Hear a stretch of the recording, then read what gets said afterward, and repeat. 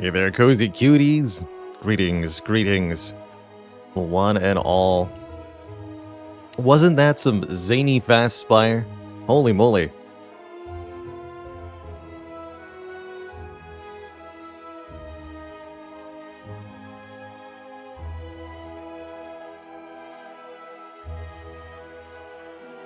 Speedfrog went up that tower so quick you might call him an elevator. Gaggy, thank you so much for the 14 months and the Prime sub. Villaressa, thank you so much for the legendary Baker's Dozen. Chrono, thank you so much for 39 months. Thanks to you and everybody else involved in making that incredible speed run happen. And that incredible donation happen. Just a great, great segment. And I was really happy to see Spire represented at the GDQ. Hey there, Tom, Bender, Kethuel, Firebird Lover, Krogzar, Zuthus. Hey there, imaginary friend. The Watcher streak is dead. So is Merle's, for the record. Or for the interested, I suppose. Coming to a record-setting 38 wins on the Watcher.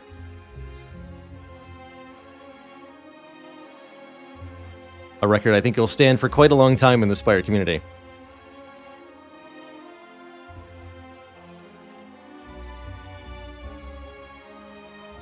When it comes to speedrunning, personally, I've decided to set aside my speedrunning gloves for Spire.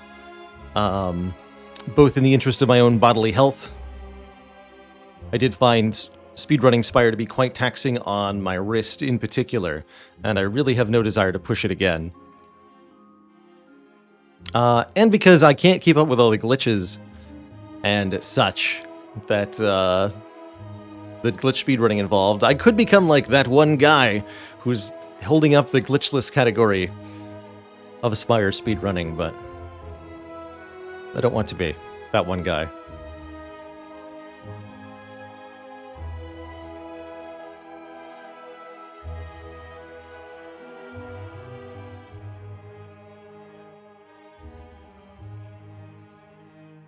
That's true, even though I did discover one of the glitches, the smoke bomb glitch. I don't know how to use it nearly as well as those who have gone on to master it. The heart skip. So glad that ended up being useful to the speedrunning community. So cool. No one dies faster on floor 1. This floor ain't big enough for the two of us.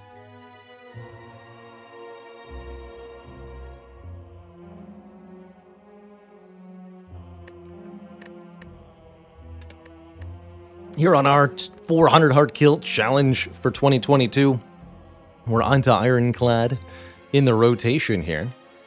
We're still on Ironclad, rather, as we have yet to get an Ironclad win. I did have the silly gene yesterday, so we had some unusual runs. None of them quite worked out in the way that I wanted to, but I'm open-minded today. Interesting map congestion.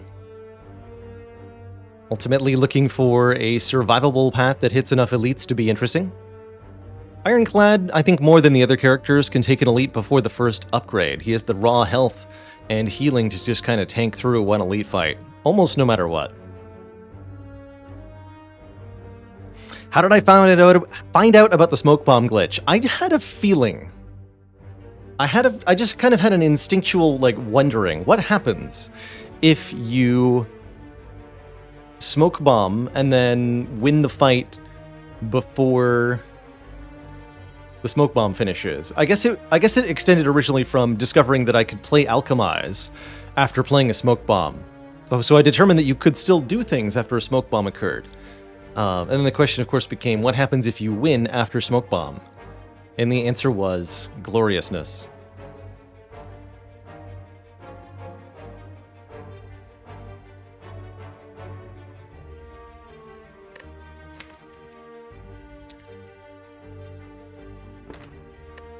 See, I think the Ironclad in particular can benefit from Niao's Lament, and I know that we have notice that we have a very reliable Burning Elite snipe here.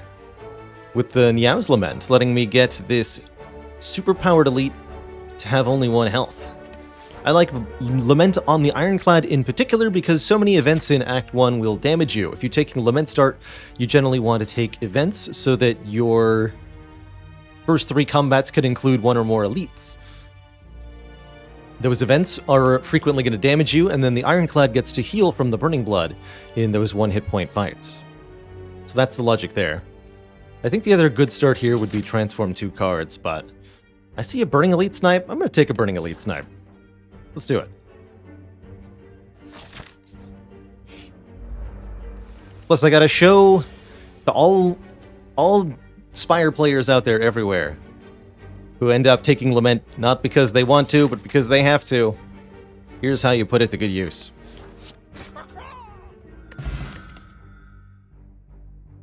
I did see the runs on GDQ. That Ironclad run in particular was amazing. Gotta love Chemical X, Whirlwind, Limit Break. The perfect dream executed upon.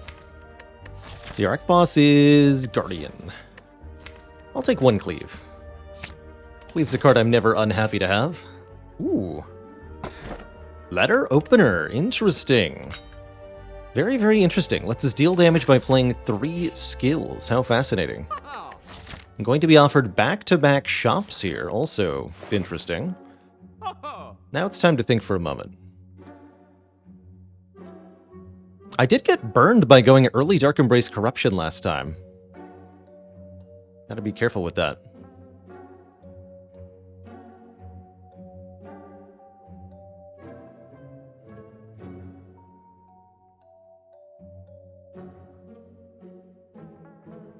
Hello and welcome, Zout. Zout asks, what would the easiest class be to get to Ascension 20 of Victory? In my opinion. I would nominate either the Watcher or the Ironclad as probably the 2 best options. Ironclad because of his relative ease of play, depending on how you interpret it. Relatively easier to understand mechanics. And a couple of seriously powerful combos that can elevate any kind of run to a winning run, like Dead Branch Corruption, or Dark Embrace Corruption, or anything Corruption, or Limit Break, or any of that nonsense. And the Watcher because if you can understand the character solidly and play her very well, then you'll be able to succeed with her on all Ascension levels. But if you can't understand the Watcher's playstyle and aren't able to set up your turns effectively for yourself, then you'll be unsuccessful on any Ascension level. Watcher's very much I like to think of the other characters as you're playing against the Spire, and then Watcher, you're often playing against your deck. That's how I tend to feel.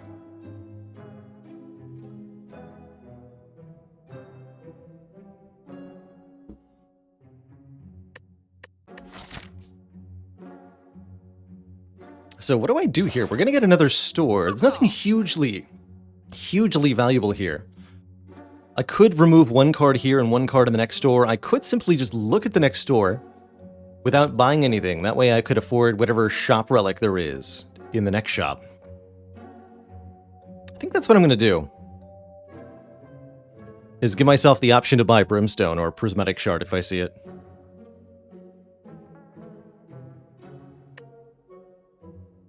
Paladin Dragon Slayer, thank you so much for that gifted sub. Maybe this is the day Hand Drill shines? Buy the Hand Drill on purpose. Here. Sad irony is it wouldn't even work on the Burning Elite, because the Burning Elite is going to die. I'm not going to buy the Hand Drill. So now I'm wondering, what if? Yes, the Broken Relics, Brimstone and Prism. The only 2 strong relics. Well, you know what? I'm going to say it really paid off because this Shrug It Off is 3 gold cheaper than the other Shrug It Off. And that is value. So I'm probably just going to buy Shrug card removal. Especially with Letter Opener, I like removing a strike here.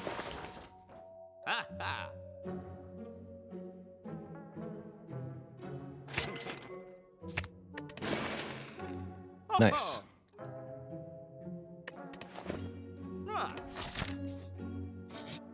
Rupture Hemo, an interesting option. If it's Serpent Man, why couldn't Serpent Man have appeared here and then Second Chef appeared here? The old reversey. Theoretically, I could get to another store, but I don't really want to, you know? I don't think I'm going to do that. Take your stinky serpent elsewhere.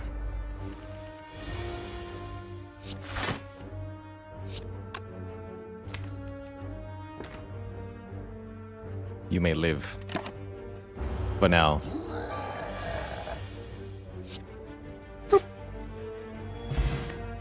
Orichalcum! You know, that's really not the relic to go with the block thingy on Ironclad, but I'll take it, I'll take it. We enter turn without block, gain 6 block?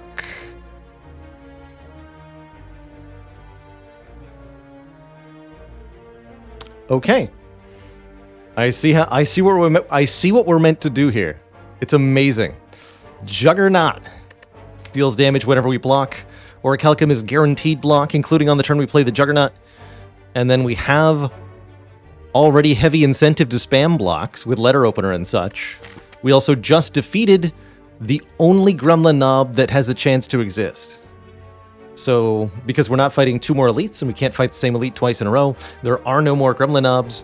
I'm full-on block deck. Let's go. I'm totally in with this Juggernaut. This looks amazing. Bonk. And I'm totally in for a headbutt, too. Put a card back on top. The Colosseum sends its regards. So I'm going to go Fire Elite here. 2 more upgrades. Upgrade Juggernaut first.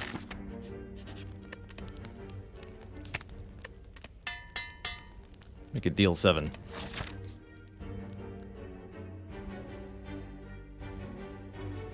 Juggernaut Plus does so much damage once it comes online, especially if there's letter opener support.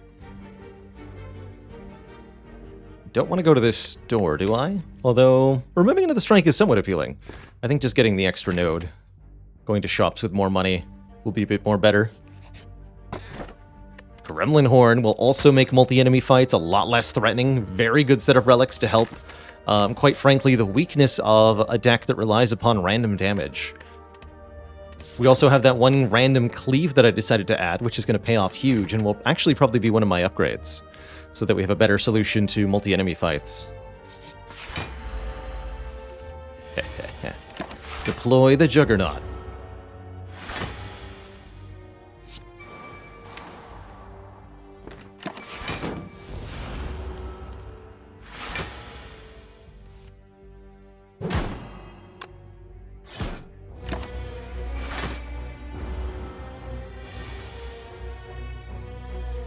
Alright, I'll just do 3 strikes, I suppose.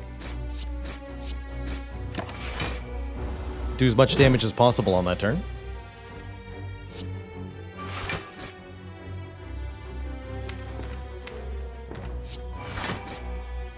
Shrug actually does more damage than a strike does. Pretty funny.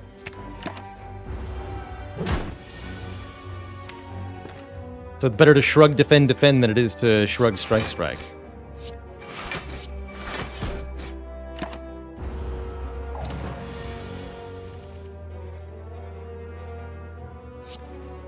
Oh no! I'm 1 damage short. Got him. Wing boots are pretty hype, allowing us to teleport all over the place. Kind of at a whim, really. Very notably could mean jumping to this elite and deciding to get the fire after all. We would have over 250 gold, so it might be worth it. Oh, love to see Metallicize. Metallicize is another instance of block per turn, and it works in conjunction with the Orichalcum.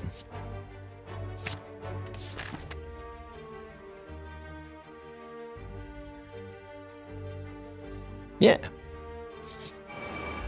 Wasn't a Gremlin Knob, though. Oh, behold the power. That means 14 damage at the end of the turn? It sure does.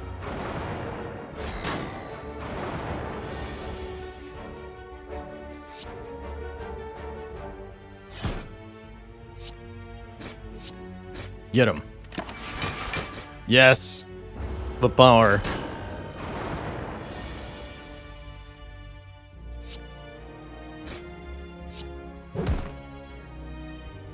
I think this deck would have rolled over knob mostly. But even if the draw order was exactly disastrous, we had the smoke bomb as a get out of jail free there. So there was no way that a knob could kill me.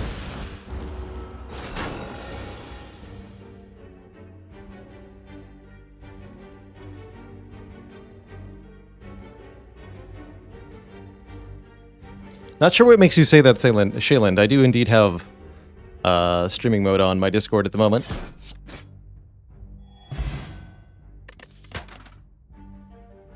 Oh, Immolate? That's a very good target for Headbutt. And a better upgrade than the Cleave is. Sweet. Anchor not good with Juggernaut, unfortunately. I think it would be very neat if there was a way to get interactions with those start of combat relics. Like, what if there was a way to make Master Reality work with Toolbox? What if there was a way to get Juggernaut Anchor to do a thing? What if? What if?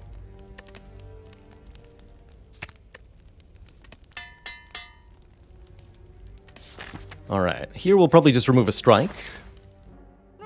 But there are many other potentially strong things here. I do like Power Through as a powerful block card. Adds a lot of status pollution to the deck, but that's not necessarily too bad. I like the Souvenir as part of our long game.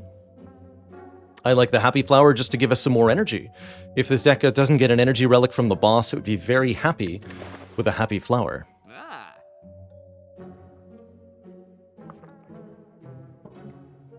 Vanessa's kind of interesting too, with the Letter Opener and the Juggernaut.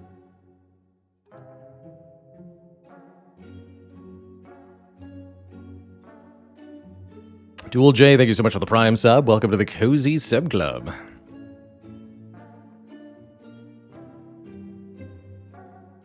Andy the Brave asks, why is a strike worse than a block with Orichalcum? Because of the Juggernaut, ultimately.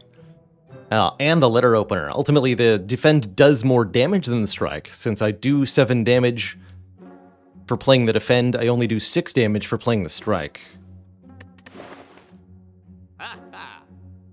Mick, thank you so much for the Prime sub. Welcome to the Cozy Sub Club. Akabeko is also a pretty good option, which could make our first attack do substantially more damage. Particularly in the case of Cleave or Immolate, just hitting every enemy for bonus damage. And Forgotten Arbiter, good to see you. Thank you so much for the 1.5 years of support. Some amazing runs at GDQ today.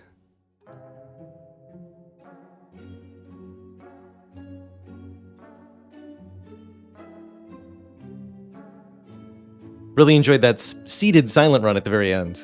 2 minutes clean. Beautiful. Having a really hard time not convincing myself to take a Happy Flower here. No matter what I get as a boss relic, Happy Flower will make me feel good that it's contributing. And I think I do want to Power Through. It's a powerful block card.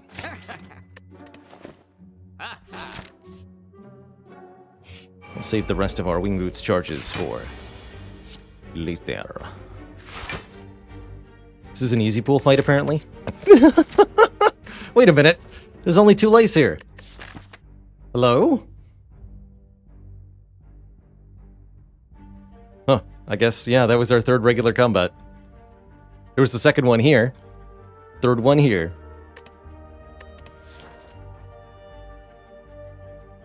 And there's the proof of the pudding proof for anyone who questions, is it the number of combats that matter or where they are in the act that matters? And this is proof positive that it is the number of combats. This is our 3rd regular fight, and so it's still from the easier set of encounters. Thus, only 1 bug. Or only 2 bugs. When there could have been 3.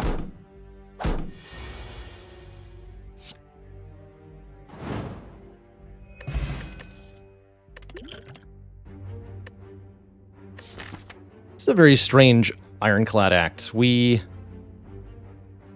fought 3 elites, got a ton of relics, and now we're finishing the act with too much health, basically. I think it could be cute here, but I'm not going to take any of this. We should easily beat Guardian as we are. I'm actually considering upgrading the Metallicize.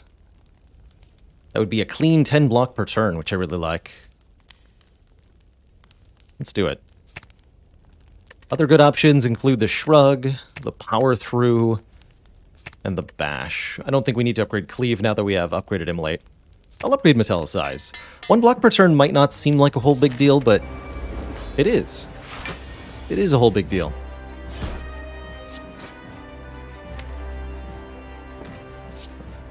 I don't want to get hit on turn 2, so I'm going to go ahead and play to Immolate here. We get 1 burn added to the deck.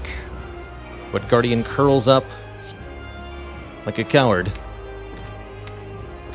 into a ball shape. Now Juggernaut is here to save the day.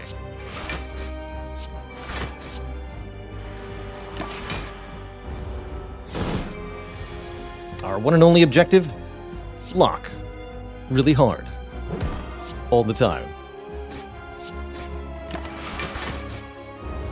And use health as a resource. Okay, we could Immolate again. That feels like overkill here. I could just headbutt a defend.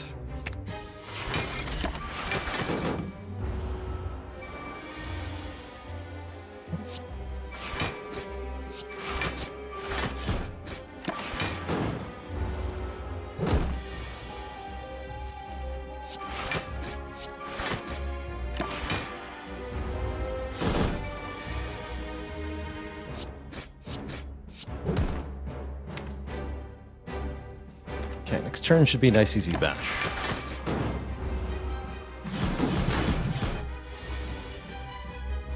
Or actually we can just win with Immolate.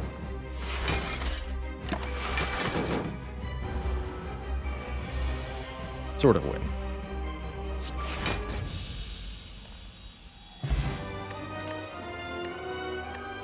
Okay, Snecko Whale is a pretty good potion, with lots of 2-cost cards in the deck. Impervious, Brutality, and Reaper. Definitely don't mind an Impervious. Another big block option. Very nice, very nice. Brutality is more card draw. Whereas Reaper would let us try to get back health, but I think it would be difficult to actually make it work.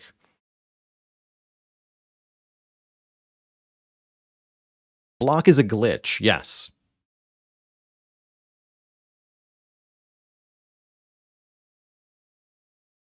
Only deals 7 damage, but potentially also 15 more.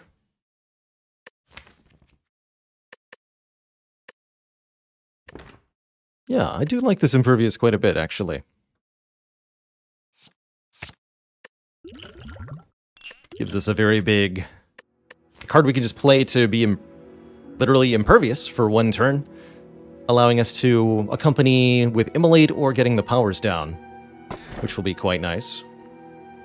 And here we do gain more energy, perhaps, if we wish it, via the Velvet Choker. Limits us to 6 cards per turn, although that's not too bad with the deck as current. It's actually a totally free Choker currently. I do hesitate to take a Velvet Choker with Gremlin Horn. Empty Cage would let us remove 2 starter cards, remove 2 strikes from the deck, and I think that would be very nice for helping us see the Immolate and the Juggernaut more quickly in combats. And just improving our turn 1 outlook in general. Or the Ectoplasm, which is energy every turn, but is going to cost me money. Lots and lots of money. Of the 3, the best short-term improvement is the Velvet Choker, I think. I would probably always go Choker over Ectoplasm here.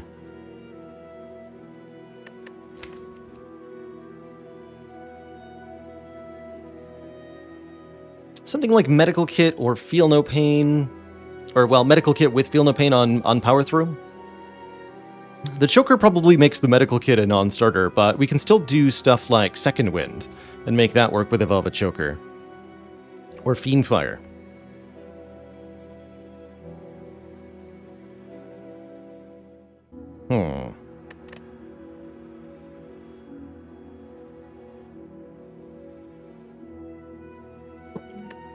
So what's the theory that...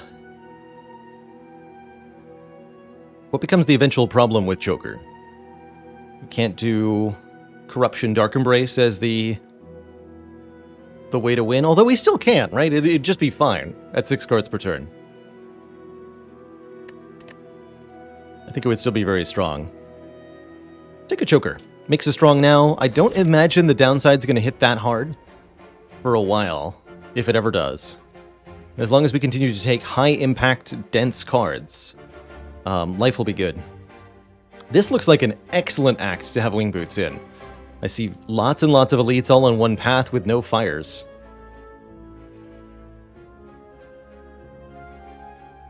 Kind of like the idea of going fire, elite, fire, teleport over to this elite, teleport back to this elite, fight 4 elites, and get 2 rest sites is one option.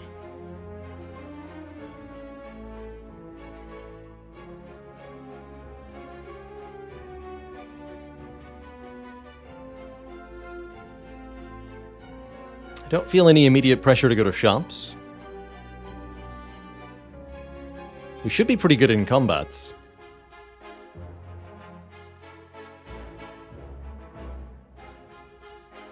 Maybe take a 1 event here. But I think overall combats are going to be pretty good for us. So we'll see. We'll go to Fire Elite Fire here. See how that goes for us. Block versus block. Wait a minute. Anchor's actually hurting me on this turn. Because I'm not getting the Juggernaut from Orichalcum. Disaster.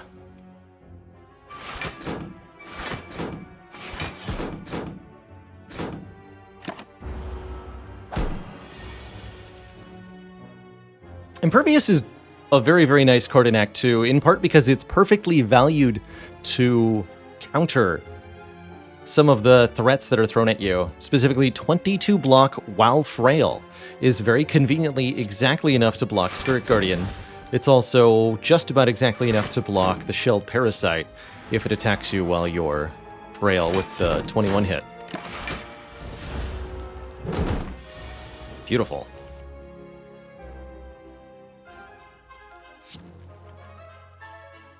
Can't not kill it. Very well. Ooh. The temptation. I mean, I'm still going to take a Dark Embrace. Great thing about Dark Embrace is that it's card draw in the form of a power, which means it's card draw that doesn't require card plays, necessarily. And the deck is definitely in shape to pick one up here. I think I'll also go Liquid Bronze over Skill Potion. Liquid Bronze helps us out against the Book of Stabbing, who is our weakest elite matchup at the moment. Get him.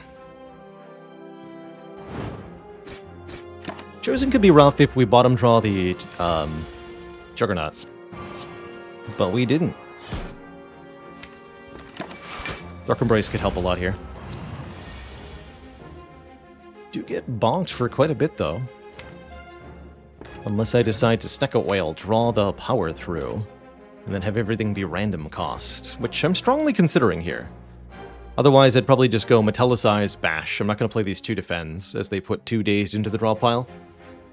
But yeah, let's just Snecko Whale, draw all of the cards in the draw pile, and then play all the free ones.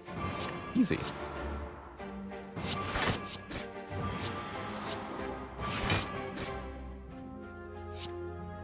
Easy peasy.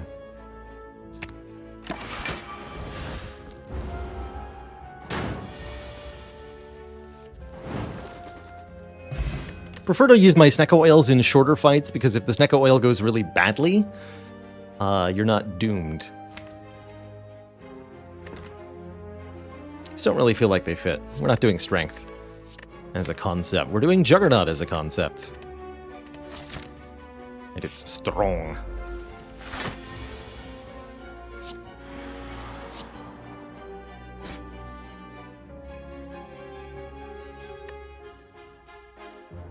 Take a look here. Oglop.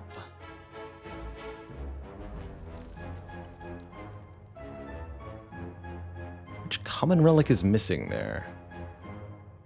Looking at your screenshot on the Discord.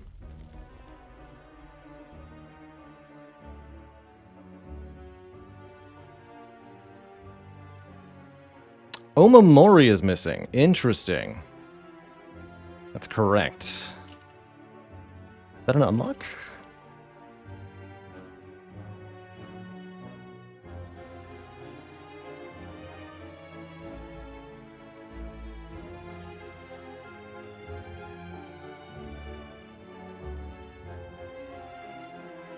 Not even an unlock.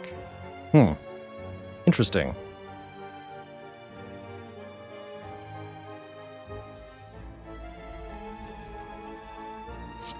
I have no idea what's wrong.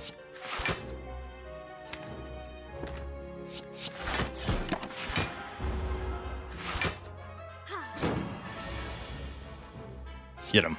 I always like to go for Centurion first here. If you're unfamiliar with the reasoning behind the targeting in this fight, the idea is that because the Centurion gives block to the Mystic, the Centurion is actually the easier kill. Additionally, the Centurion gets angry if the Mystic is killed and starts doing a ×3 multi-attack that's very, very damaging if they have any amount of strength.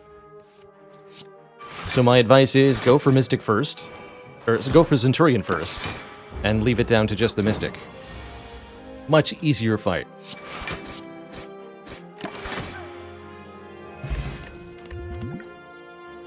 More shrugs, definitely. Their skills, their block, they're good. We do find the Forgotten Altar here. Unfortunately, that means losing some health, but since we're at full health, it's not that bad. Other option would be take a curse, but I don't want a curse.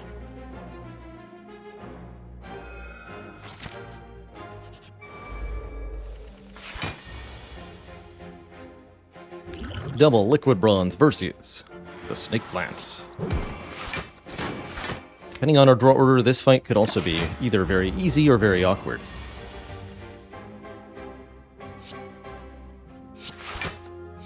I think I'll use one of my thorn spots here.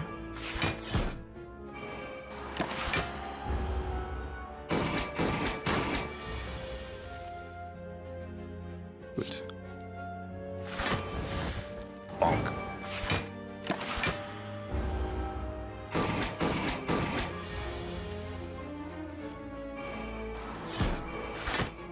Okay, that went reasonably well.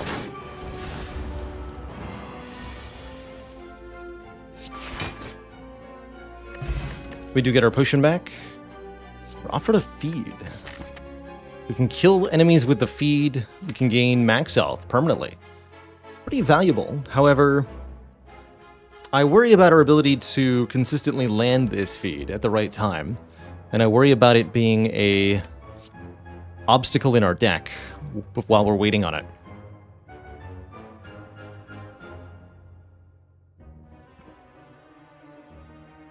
And I think for these reasons, I'm not interested in taking the feed.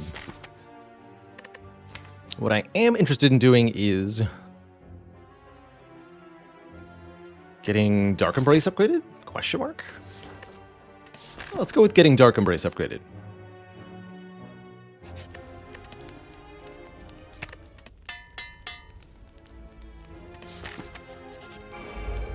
And it is the Book of Stabberinos. That's why we took the Liquid Bronze. Real shame about the turn 1 big attack. Oh well, probably go power through Dark Embrace Juggernaut here. Actually, no, why would I... Oh yeah, because it's only 1 energy, that's why. Yeah. Other option is like Shrug, Shrug, Jug. I like the way that rolls off the tongue. Shrug, Shrug, Jug. Coming through a theater near you.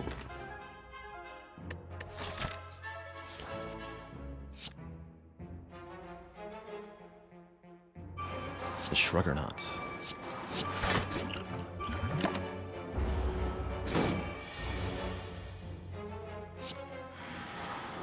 Alright. Good Good luck to my future self.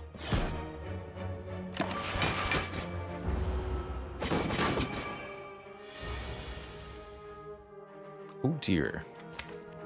Okay, we at least have Impervious next turn, but it's going to be the single attack next turn. 103 damage. I don't have a lot of time to do this yet. This helps. Bonk. Okay. I'm no longer afraid. I am no longer afraid. And we can play everything here, so... Good.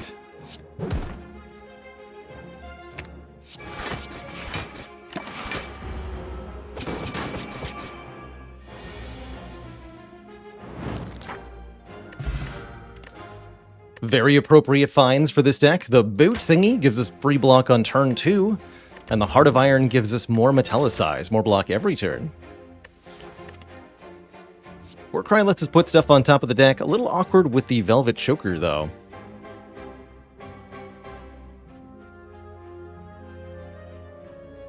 Choker has this card War Crying in the corner, unfortunately. It's a shame this relic isn't more flexible.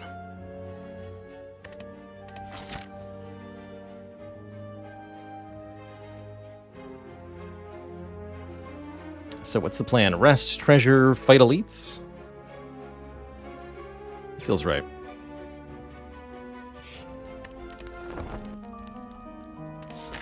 What do you got? More thorns, more passive damage, and better yet, a way to damage the heart. Sign me up.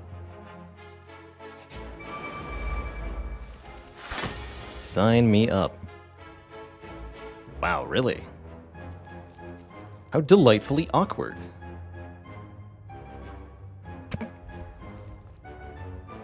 I can't kill anybody. Well then.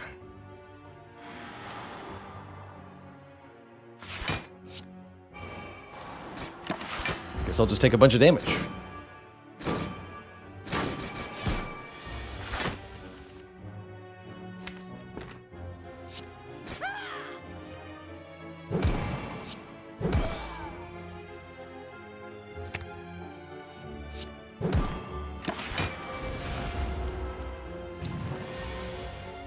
Okay, Juggernaut gets in play. Next turn, Immolate kills both of those gremlins. Good.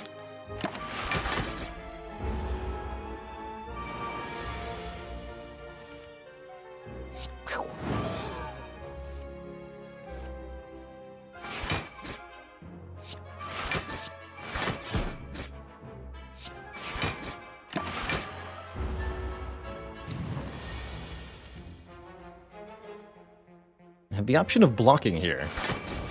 I will take it.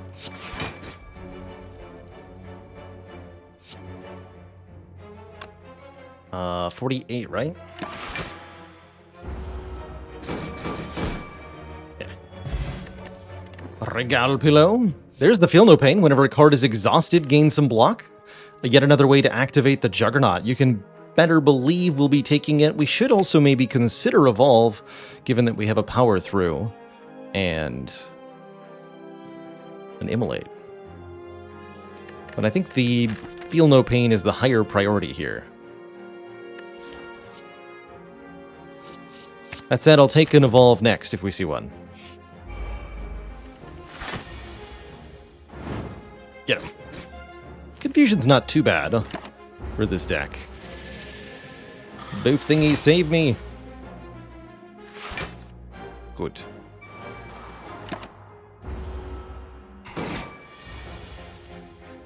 Oh no.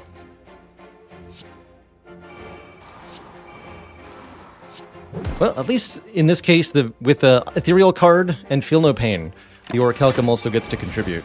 So we do block for 9 here. It's not that bad.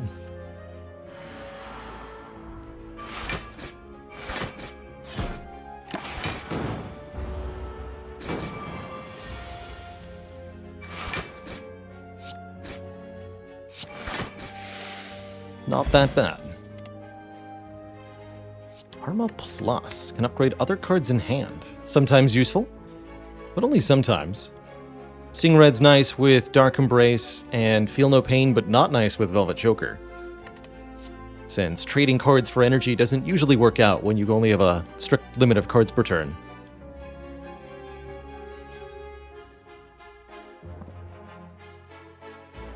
Hey there, Roy G. Biv. I do in fact plan on visiting Roguebook again in the near-ish future.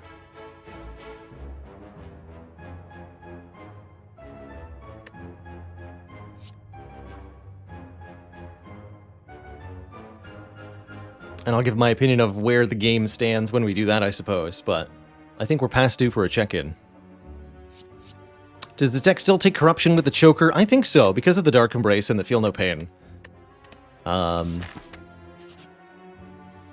Ooh. I think that we still are able to have that function successfully, even if we're only able to play 6 cards each turn. Thwack here, that's going to be 2... relatively challenging fights in exchange for some juicy relics, should we prevail. Of course, we do have to actually prevail first, which is easier said than done. I need you to die, sir.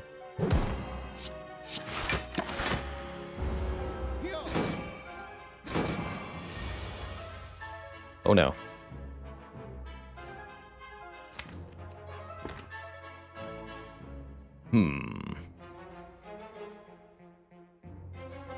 Immolate?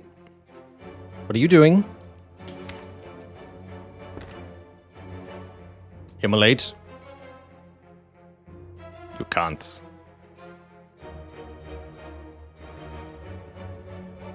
You cannot. So I think we have to shrug for Immolate before we try anything else.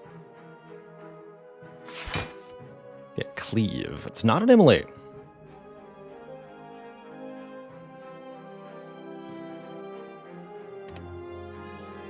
Cleave Juggernaut has a 50-50 chance of getting the kill.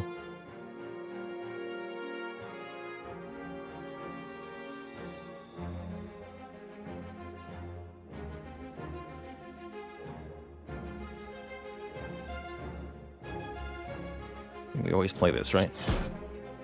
Yeah, 6. Pretty good odds. That saves 11 health on average. Our guaranteed line is not a lot better. We go like what? Dark Embrace, Defend? Yeah, the 50-50 is the best I can do here. Here's hoping. Dang. Alright, we take a big hit. Not a big enough hit to discourage me from taking the second fight, of course.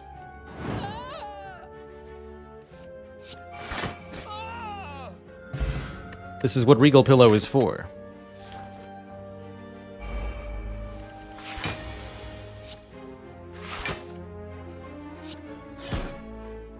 This in play, and bop. 2 more turns to kill the knob.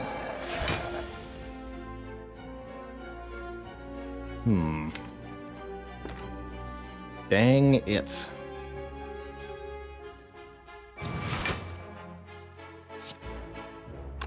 Probably don't go Feel No Pain. Just go Bash. Strike. Please Immolate. Thank you.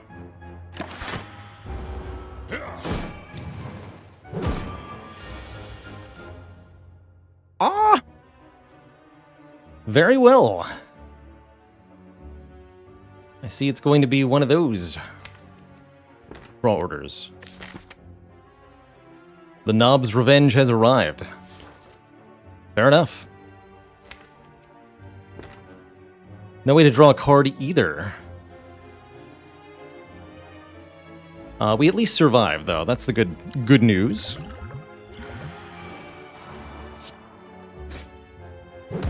Is that we do survive.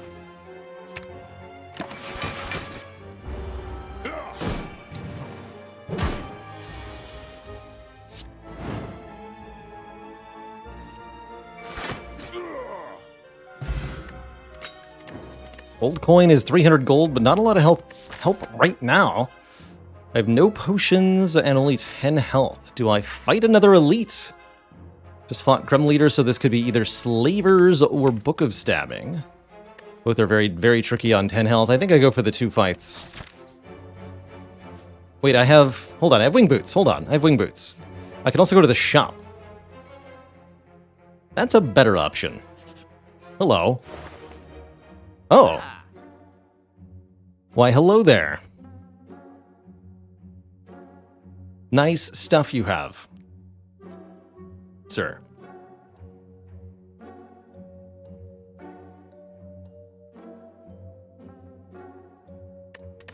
Wow.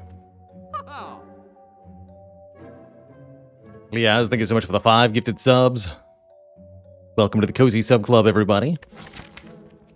Do I take the stick? Stick is moderately useful. Offering makes it a bit better. Offering's still pretty good with the choker, allowing me to get some key cards in play. I also do like Uppercut and Flame Barrier a fair bit, as they're big, valuable cards. We also want to remove a strike pretty desperately. And I can afford all of that.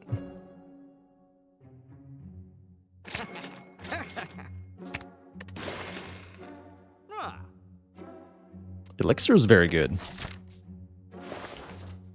If I Elixir, am I allowed to fight this elite?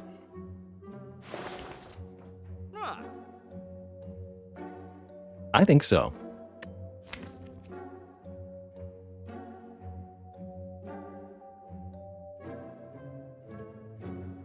Although Slavers are pretty daunting.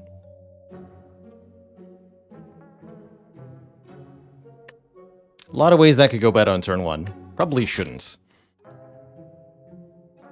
There's a much smaller chance the event kills me. Elixir helps without anything in play now that we have Dead Branch. We can just essentially Gambler's Brew our hand. But I don't think that's good enough with only 10 health. Instead, I will elect to transform 2 strikes.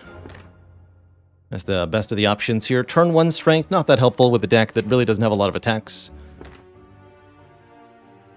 Gaining the self-damaging jacks, similarly not that helpful. However, what about strike into perfected strike?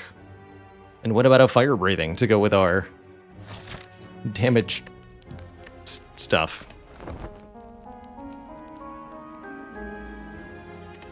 Yeah.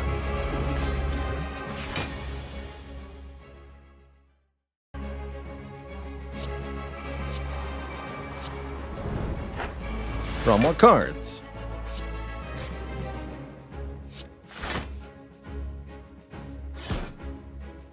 Okay, go for this fight.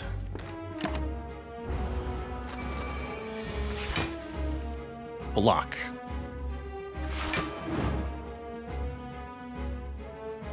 Okay, you're stealing either Immolate or Juggernaut, which means you need to die.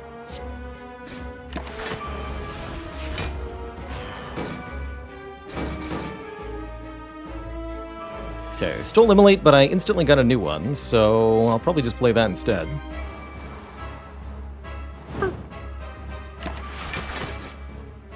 Gremlin Horn's gonna help quite a bit next turn.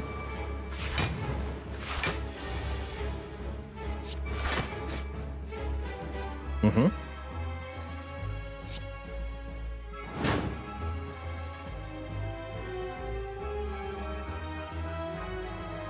Let's just go defend, defend, defend. Keep the impervious for the hyper beam, hopefully.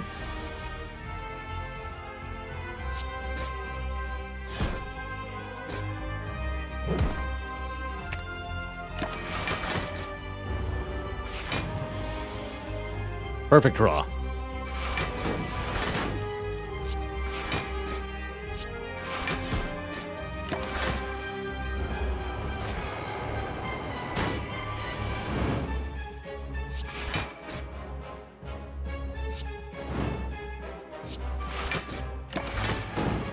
We're not out of the woods yet, though.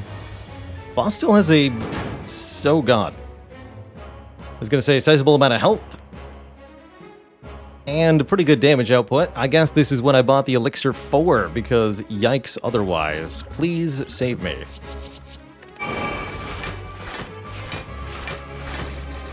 Yeah, that's more like it.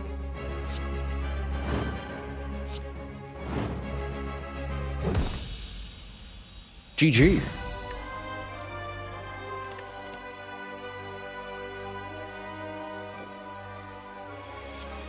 Another Immolate being offered to us. We already have one. And a fairly small set of cards. Bludgeon just hits hard as one card. Also pretty reasonable. But also very reasonable to skip. Or Limit Break, doubling strength we don't have. Honestly, I think these are all very passable rare cards. I would be much happier with something like a Fiend Fire, another Juggernaut, a Barricade, Corruption. Hey there, Arthur AoE. Arthur says, struggling on Ascension 14 Ironclad, getting through the first 2 acts. I've been maybe taking end game cards too early and not focusing on what you need in the moment. That was probably going to be the line I was going down, is that you need some immediate damage stuff. And to that end, I highly recommend take and upgrade the first AoE card you see. Be it a Cleave, an Immolate, or a Whirlwind, whatever it is, take it and upgrade it. And as a general rule, getting 2 or 3 upgraded attacks early is going to go a really long way on any character, but Ironclad especially. More energy. Fusion Hammer gives us 5 energy per turn, but we can no longer smith at rest sites. Even though we have a choker, I think more energy would help quite a bit here, as the deck has a lot of expensive stuff that it can play. Pandora's Box would transform only 5 cards, and I really like the defense, actually. Or Black Star to give us extra relics from elites. The Wing Boots are already used up, making the Black Star a bit worse. Also speaking in favor of Fusion Hammer is the Regal Pillow. And ultimately, I think the Regal Pillow is actually, or the Fusion Hammer, excuse me, is our best bet here, taking us up to 5 base energy, sometimes 6 with the Happy Flower, and then just making sure every single card we play counts. This deck would have definitely enjoyed a Snecko had we been offered one, but it's not going to happen now. Game's done at a reasonable speed with some amount of discussion. That's where we're at right now. Okay, since we can't upgrade any more cards, the primary way that we have to get stronger is through card removals and through additional relics. There's definitely a couple more cards that we would like to remove. And we would also benefit from relics, but truthfully, we don't need a whole lot. My dog is a mutt. Thank you so much for the Prime sub. Welcome to the Cozy Sub Club.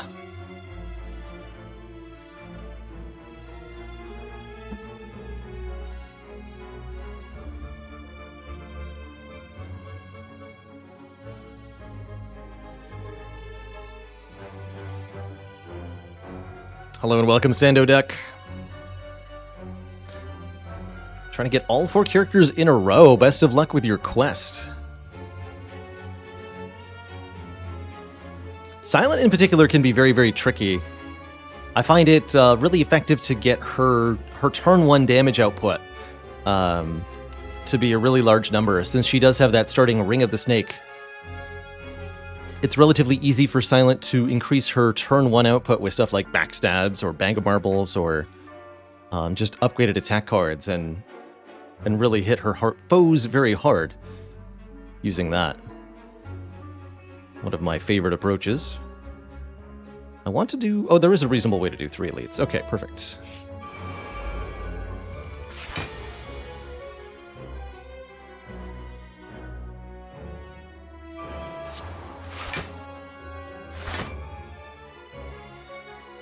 When it comes to just getting started on Silent, I would advocate for being less picky about your early attacks. Don't be afraid of the Flying Knee. Don't be afraid of the Sucker Punch. Don't be afraid of taking Quick Slash either. They all work just fine for the early stages.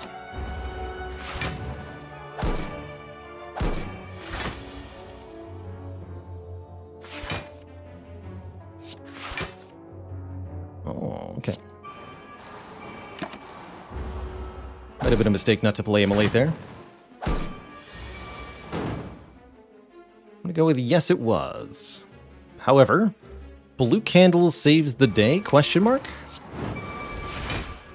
Hell yeah.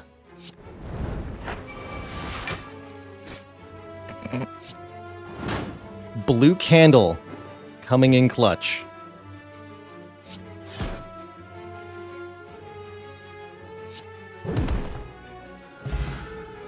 Cool.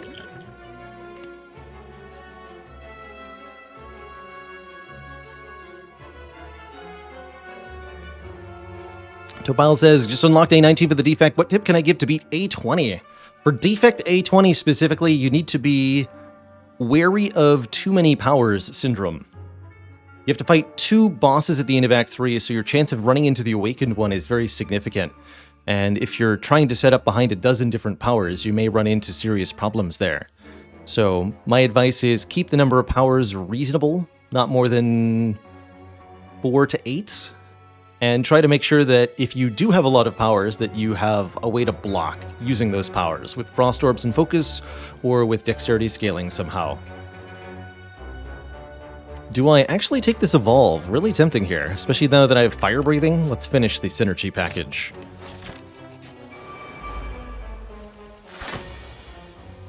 Let's do it. Don't think I should need against double spikers to play Offering here. Feels unnecessary. Cute.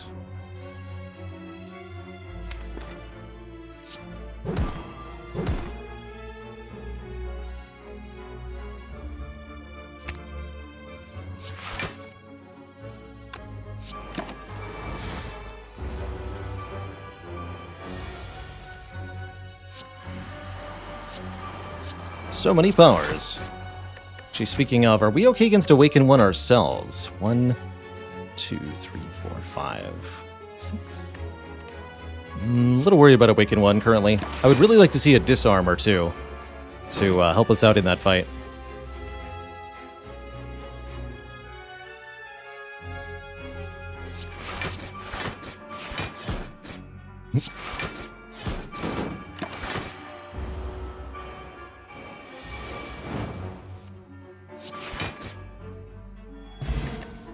Okay, Cultist Potion, 1 strength per turn. Definitely not going to take 2 evolves. I think 1 is plenty.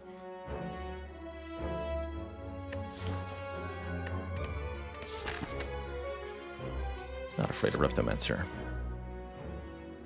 Could take 275 gold here. We do have Blue Candle, so the curse is not that bad. There is a shop waiting for me towards the end of the act. Okay. I'll take your deal. Still does count against the Velvet Choker, mind you.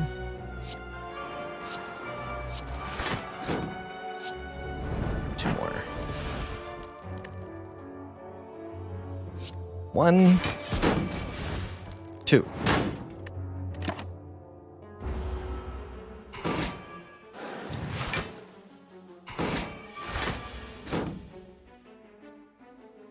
Foolish.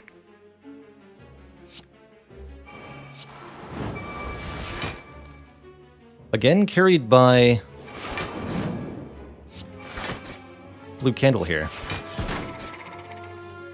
I really don't know what to say. This relic has been incredible. These are all non-starters with Joker.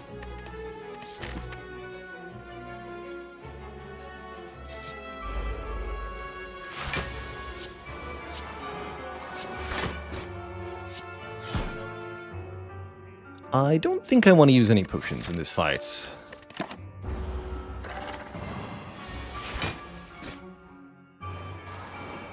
Hey, I mean, if you feel that way, Arthur AoE, you're certainly in the right place.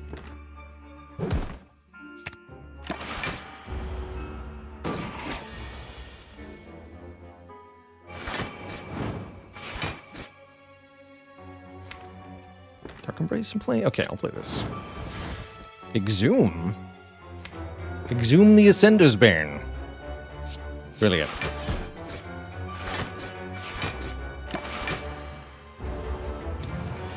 slightly concerned about my damage output at this exact moment.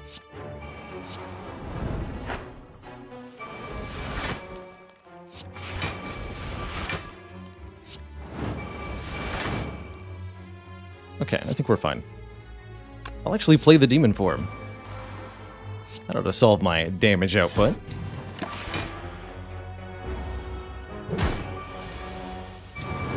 Part of the reason we went to 5 energy is so that I could afford to play the cards the Dead Branch creates. Okay, full block achieved.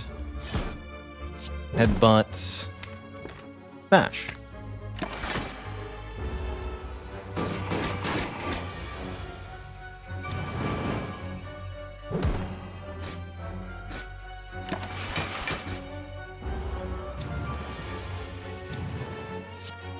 Okay, that wasn't too bad. Slow and steady.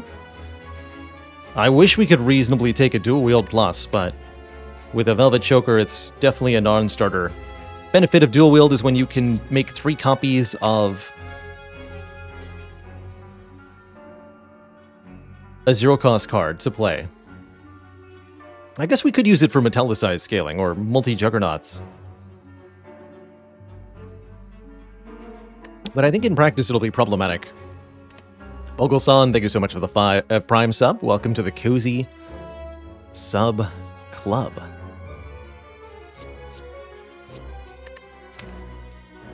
And I'm not worried about my damage in the way that Demon Form helps. I think with the Bronze Scales, we'll actually do pretty well. Fire Breathing will contribute more than you'd expect, too.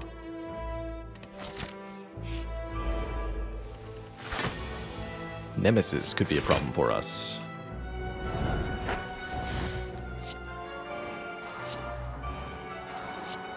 Make him weak for next turn. Headbutt the Shrug. Definitely feeling the choker on some of these turns. Not too bad, though. These powers in play.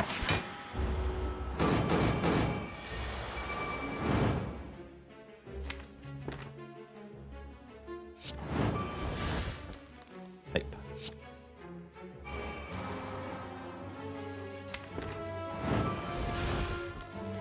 Understood. Well, that's gonna hurt a bit. Fortunately, we have a Rego Pillow. So all will be well.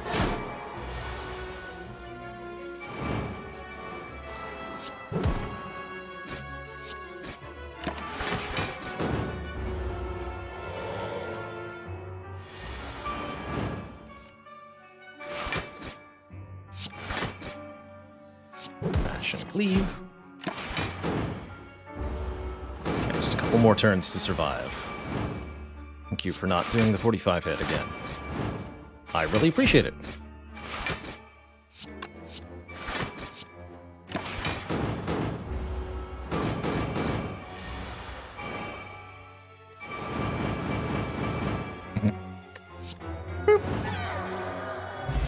Ceramic Fish gives me money whenever we add a card to the deck, such as Uppercut, although it's unupgraded Uppercut. Eh.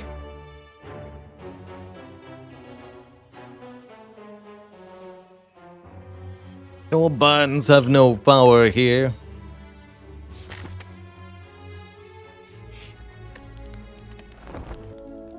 Nap time.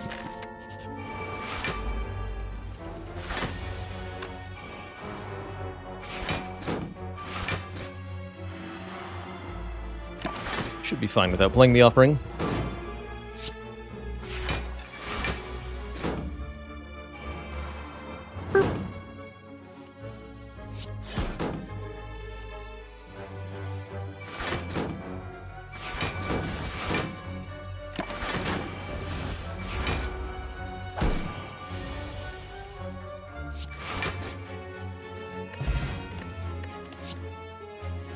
Ooh, True Grit's not upgraded, but I really do like what it does here, which is block and then exhaust another card.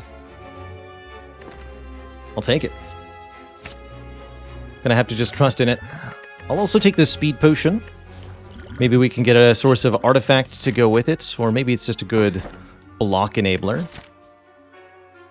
Guria in the chest would let me lift at rest sites, however, we need to take the blue key to go to Act 4, so that's what I'll be doing here. My plan is currently to go to this shop, so let's fight one elite. It is the Giant Head, no Reptomancer for us. Truth be told, I might have preferred Repto.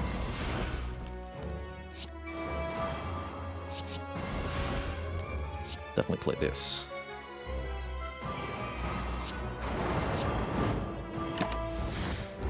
But I really need more energy per turn, but I'm sure there's a use for it.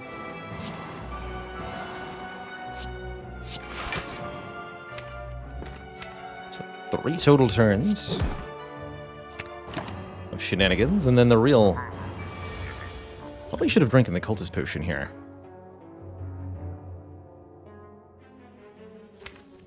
We're definitely going to be slow in this fight. So let's not push it. 3, 4, 5, 6.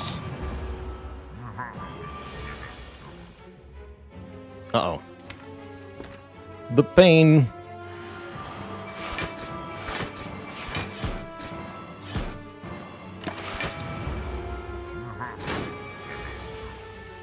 The deep, agonizing pain.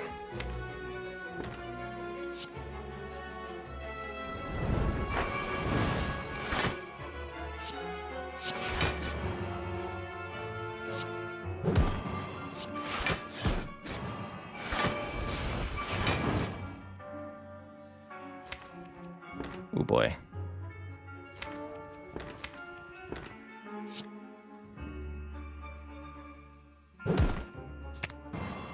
Might have to use the speed potion next turn, actually.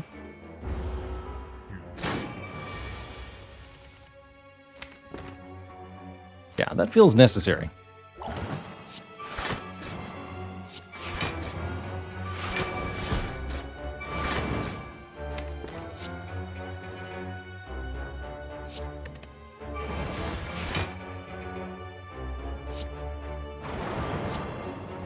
Nice. Okay, and then hopefully we can win on this final turn here.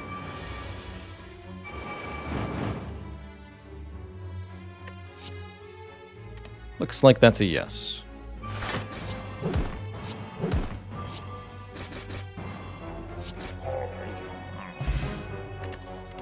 Okay, Dreamcatcher will at least give us a card when we rest next, which is going to be in Act 4, actually. It's a bit spicy. Whew. Giant Head almost made us the Giant Dead instead.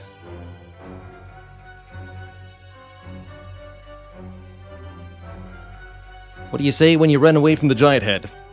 I'm headed out.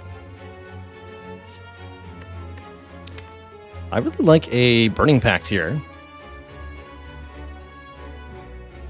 Allowing us to draw through faster, allowing us to get rid of the worst cards in the deck so that we can cycle some important ones. Feels like what this deck is really missing is 1 or 2 upgraded non-power cards to cycle through. But upgraded is beyond our... I guess I took the shrug instead there. Upgraded is beyond our ability to attain now.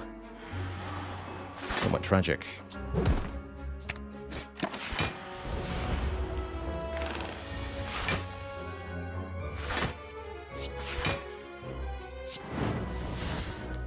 Bonk. Gonna struggle in this fight too, huh? That's rather concerning.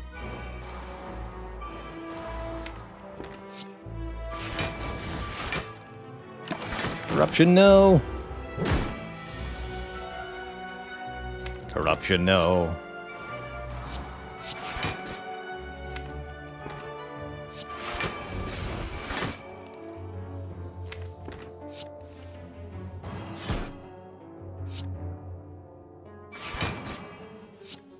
Fire breathing in play.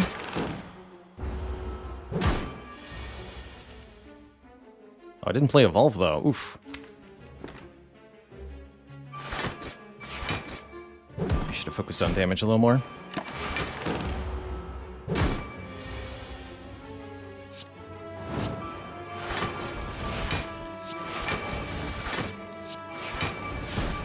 Either way, we're through this fight.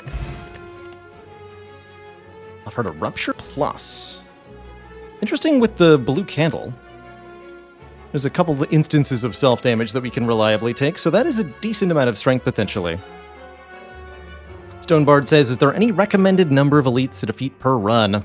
It's really going to depend on your circumstances, but I would say that shooting for an average of 6 at minimum, 2 per act, is a good kind of baseline. If you can do better than that, you'll excel. If you are doing less than that, you may fall behind. Yosh, thank you so much for 3 months of support. Much love to you. Okay, the Maw rematch.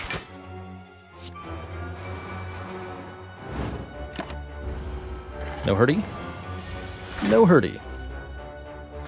Very good. Get those wounds.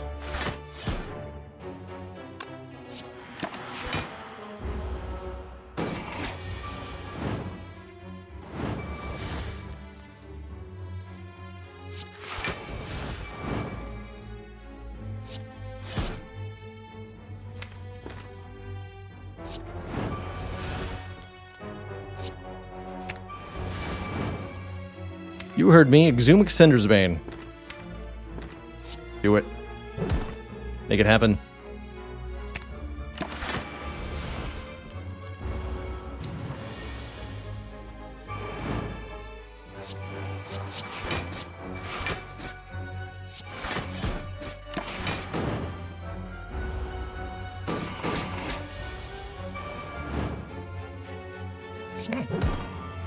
Flash, no.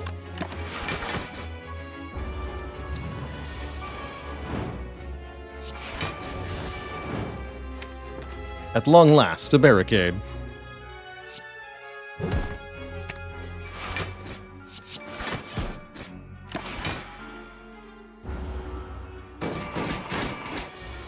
Does a good ironclad deck always revolve around exhaust? No, I tend to build towards exhaust a lot of the time, but it is absolutely not an always sort of deal. Not at all. Could make very successful decks working around Perfected Strike, working around Searing Blow, working around Strength Gain with Limit Break, working around Body Slam without exhaust. There's a lot of ways to get there. So we are going to make it to the shop, at least. Ravenok, thank you so much for the 5 subs. Happy to have you. Hope you were able to catch the GDQ run of Spire earlier. It was really, really enjoyable. Don't think I want any of these. Let's see what the shop has. Oh, let's see what the transient has. Oh dear.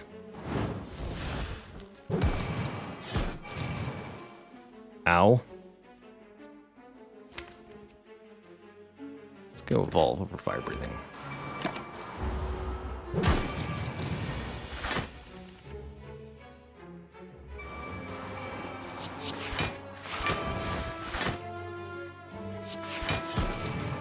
Transient's very scary for this deck, because we don't always have consistent turns.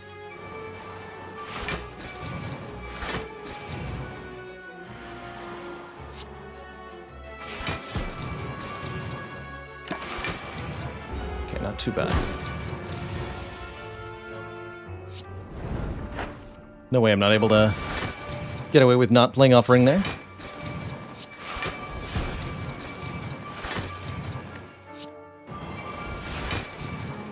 Free blood for blood, I'll take it. How about that?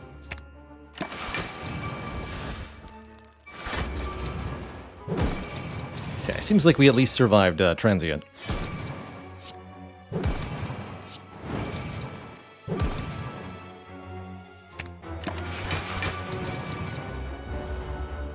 I'm really worried about our boss fight prospects, however.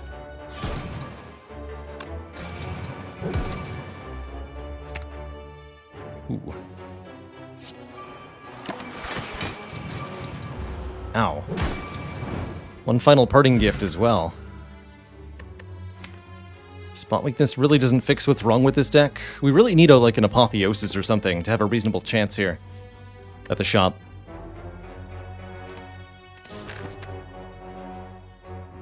From defect to ironclad. That kill count can't be right. Must be missing one on Watcher. Hold on, I'll have to go back and look at the logs.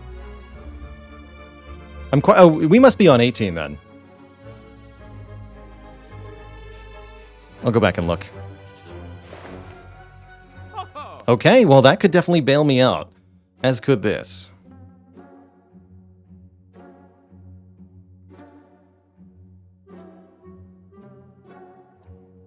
So let's go membership card first. Take the corruption, take the pocket watch, take I think regret removal. Over strike removal. Real shame we have the Velvet Choker here, but life is otherwise okay. Self-forming clay seems pretty good. And I'll take 2 potions also. I would like to survive. Thanks. Real shame that we have to recall here.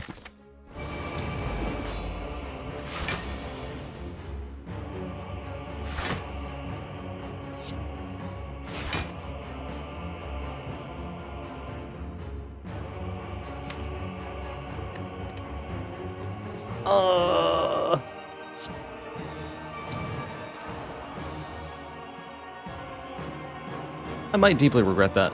We'll find out.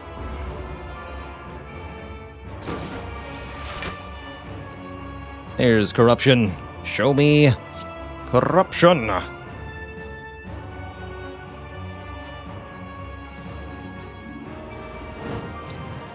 Do I play the Juggernaut yet?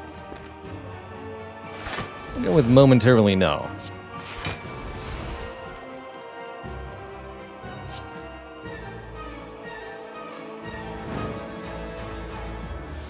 Fine. Love that we got the pocket watch to go with the choker, though.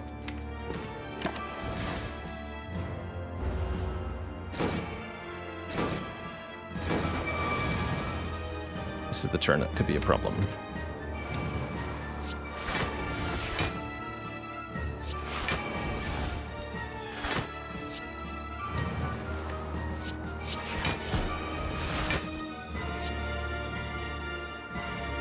Whee!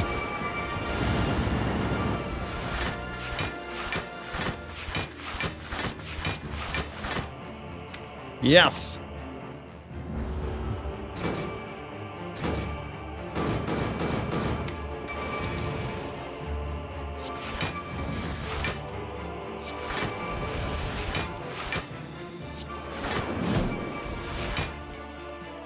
Where's barricade when you need it? Holy moly. There's a disarm there, even better. Yes.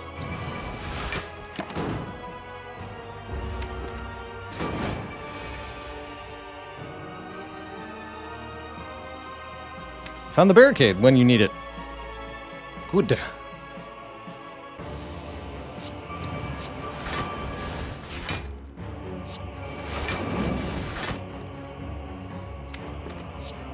Double tap.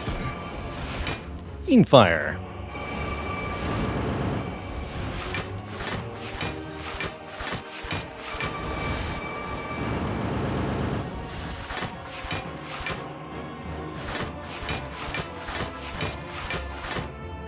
Huzzah!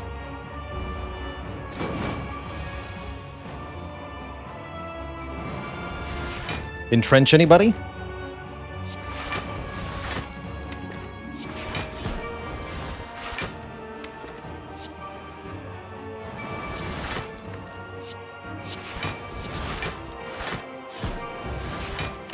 Beautiful.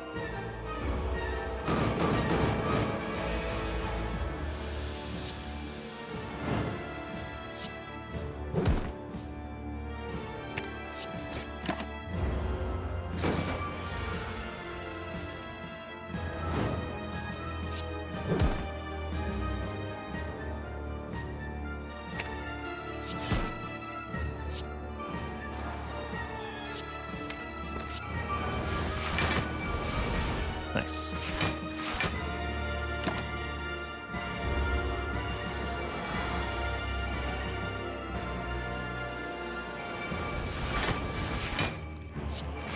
Double your block. Double your fun. Okay, we don't actually have a lot of damage left because we didn't put Juggernaut in play. But don't worry, Rampage is on the job.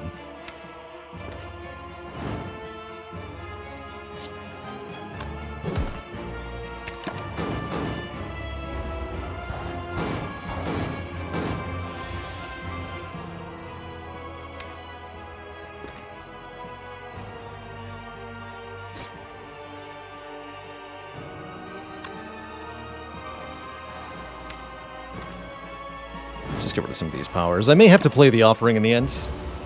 I'm going to try to avoid it, though.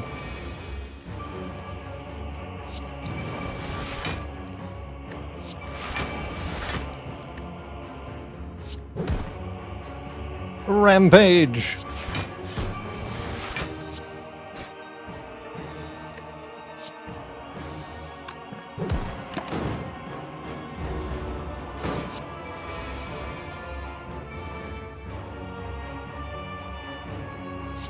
Rampage again!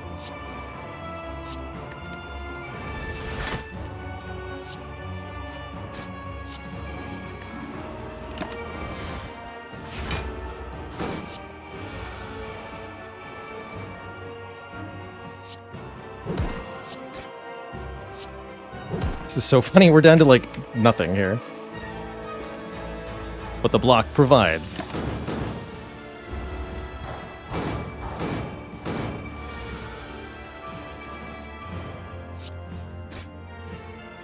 Keep headbutting it. Now it's 38 damage. Can't believe this is my win condition.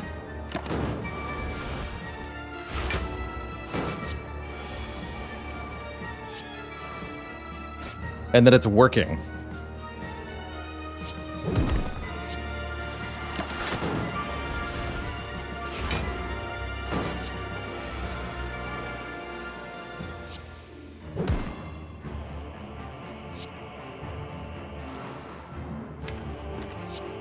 Slowly but surely, it's working.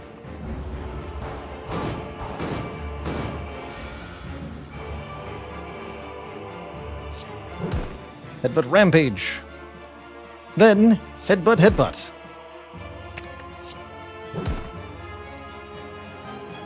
Then Headbutt Headbutt again, so that we can Headbutt Rampage and Headbutt Headbutt. You see? The power.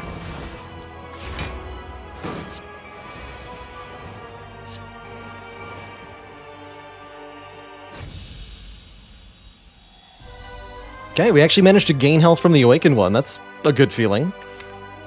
I'm a lot less worried about the other boss fights, too, quite frankly. Time Eater should not be a problem, as this deck, quite frankly, excels at playing precisely 3 cards on its turn. And that's going to give us a pretty easy time. Overall. I want to say. I'll play more than 3 cards on this turn, though.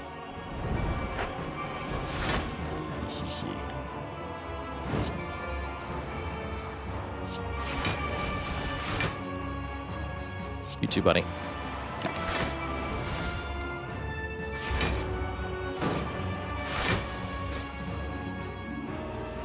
Get the evolve down. Shuffle.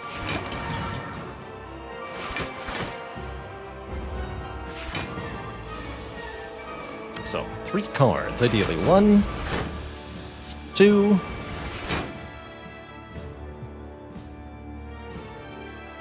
That's basically a full block. That means I can play Fire Breathing.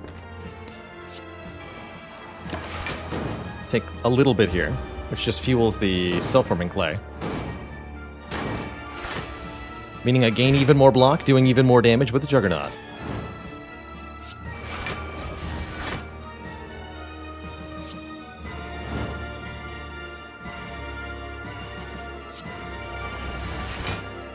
Second win, I'm very excited to see.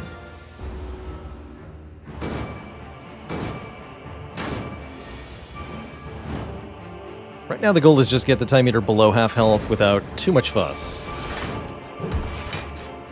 Which we've done.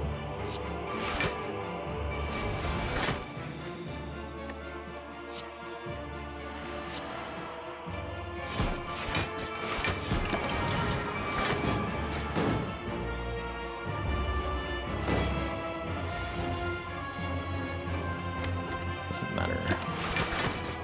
This time Eater's healing here, we'll simply skip the turn. Allow ourselves to get bonus draw with Pocket Watch. And... double second wind. Can also go disarm, exhume the disarm this nerd again. Actually, we'll get the shockwave back instead. Get hecked, nerd. And rampage, you're back in. I expect you on top form here.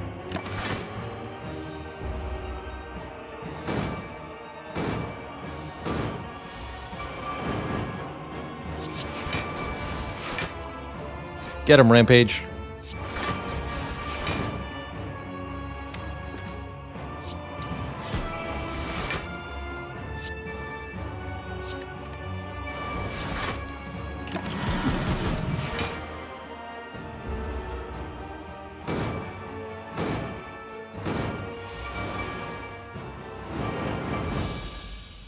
GG.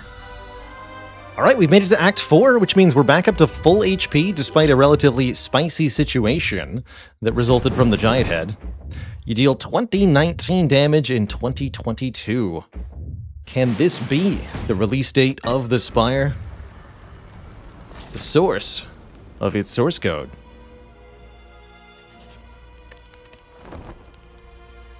Offered a second power through, and I'm inclined to accept here. More total cards, more useful-ish status cards. Sure.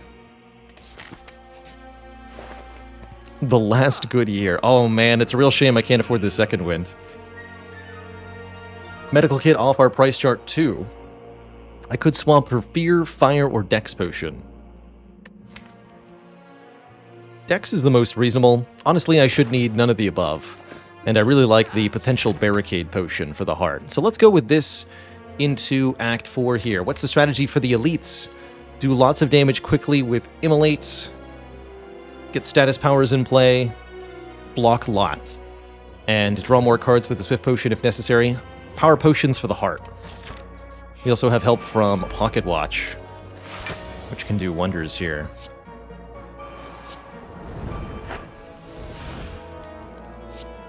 Get this in play at a minimum. And I think I will refrain from further card plays this turn to get more draw with the Pocket Watch. It's a shame about all this energy, though.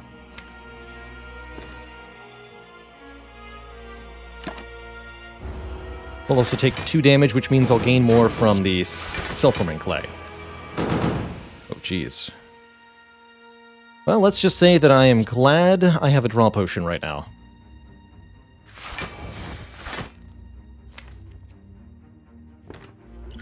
Could headbutt something and draw into it, but I just want to blind draw. Found our corruption? Good. Okay.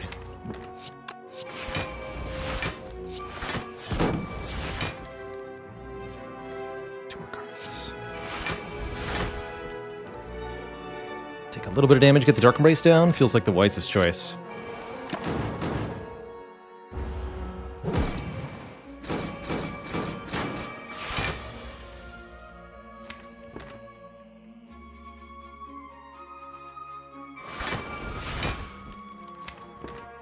Please play Juggernaut. Thank you.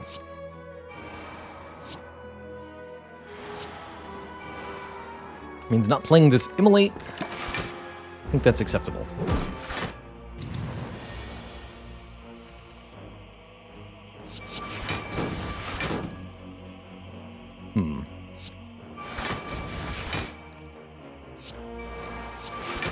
Pummels are useful as they do exhaust.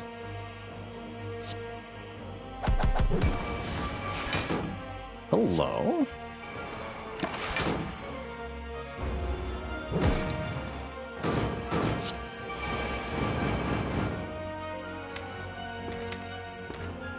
Not a lot left to get rid of, though.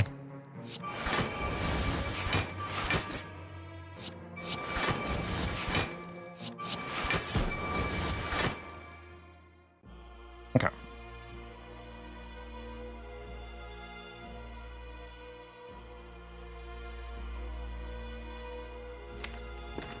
Two more cards. I want this. I want this.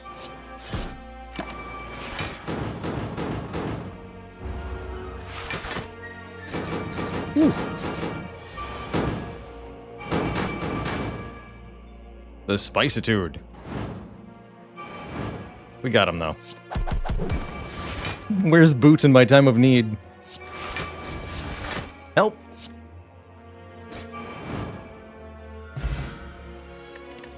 Okay, we get a Flex Potion. Not bad, not bad. Warpaint will upgrade 2 random skills. And I could take one of these, but I'm not inclined to take any of them. What do you got, Warpaint? True Grit, please? I'll take those as well. Okay, good luck to us. We have pretty good health going into the heart. 2 somewhat useful potions. One of which I'm going to use right now. Looks like it's going to be a second copy of Dark Embrace. Not bad. Not great, but not bad.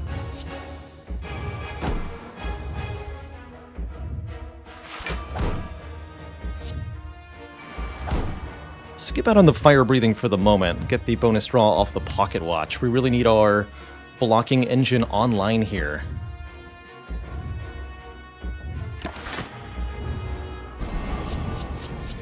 His first few turns of heart could really hurt, depending on what we see.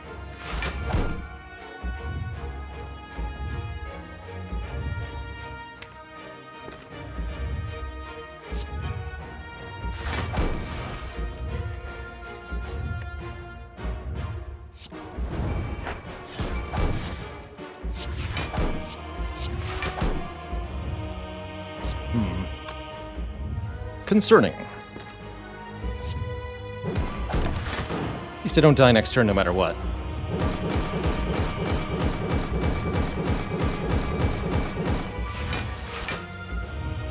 Ah, there's my powers.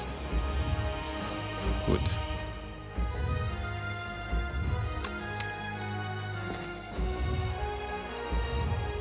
Go evolve, then shrug.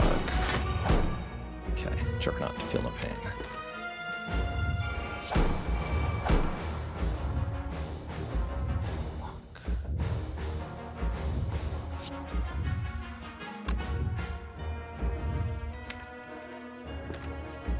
Ouch.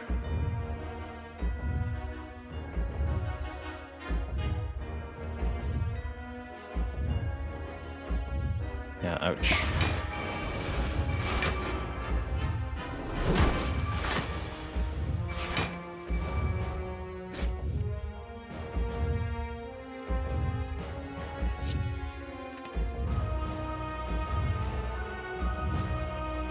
Understood.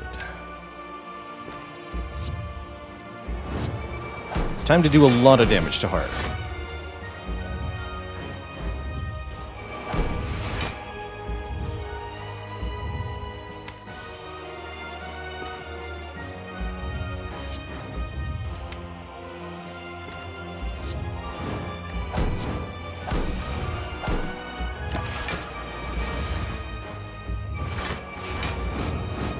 You see Sentinel here.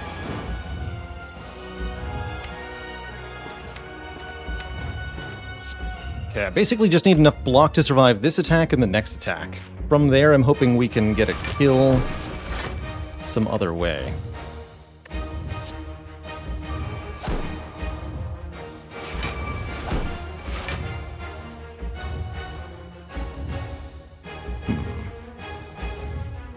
How am I going to get enough block for this turn, actually?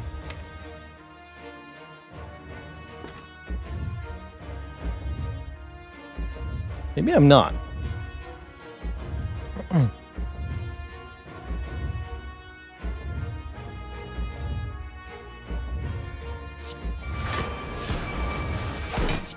Okay, that helps. One more card. That'll go away on its own, actually, so let's play the defend here.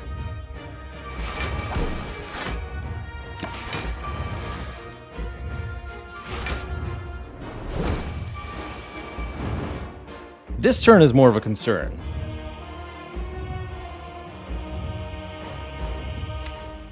We just kind of have to hope?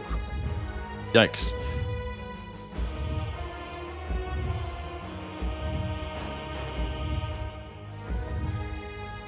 Pray for a second wind. Although I think with the Dark Embrace, we can't get the... No, we do get the generated card first. That's right.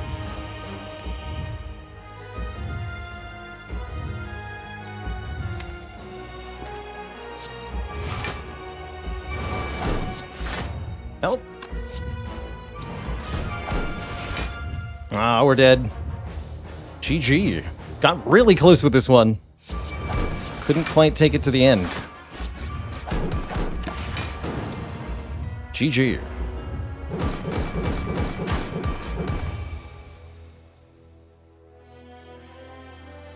Not like this.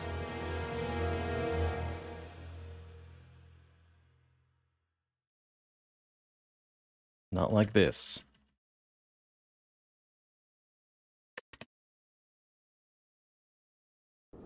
That was a long shot to win the heart fight, but we got pretty close. Was really counting on Barricade from the Power Potion, or something better than the second Dark Embrace.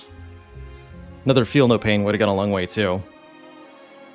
But alas, St. Nero, thank you so much for the 22 months of support.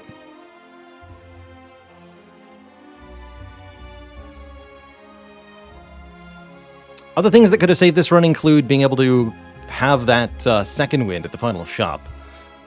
Maybe if we'd bought... I don't disagree with any of those purchases. Well, I guess the Ironclad is going to have to catch his second wind and go on a second run here. After a quick break, I'm going to refill the water, stretch my legs, and after a short break, I'll return. Hopefully the Ironclad won't be so iron sad after that one.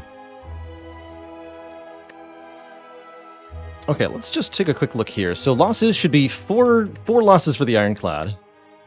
I did actually confuse the mods by updating the loss command prematurely, so I'll reset it to what it should be. We did win with Watcher. So we have 1, 2, 3, 4, 5, 6, 7, 8, 9, 10, 11, 12, 13, 14, 15, 16, 17, 18. Yes, we do have 18.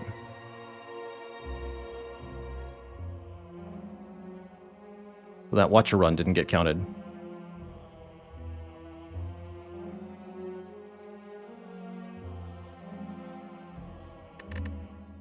Okay, wonderful.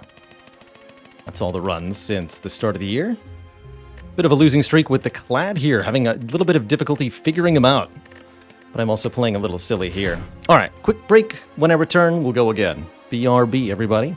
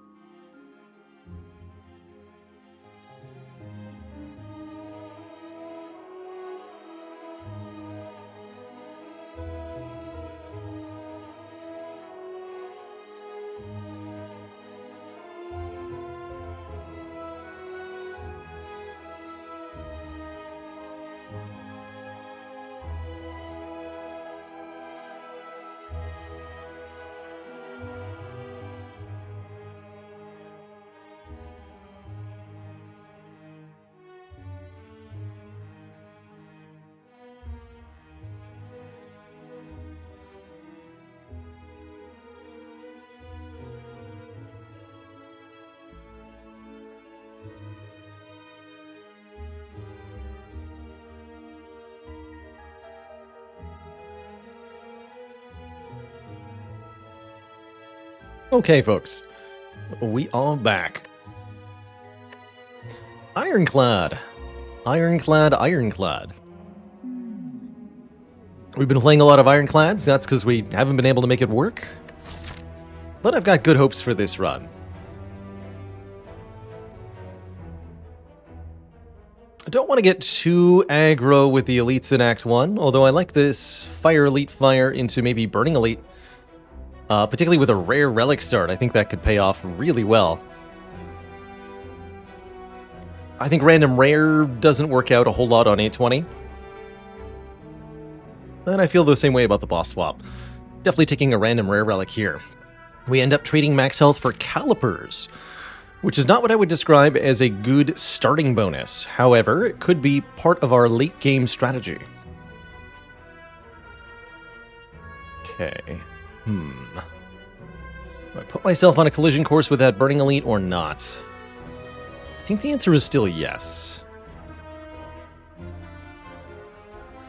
5 combats? Yeah, if I want to be able to win this fight, I should take 5 fights. Let's do 5 fights in a row. That can be a bit risky for the clad, but we'll see how it works out here.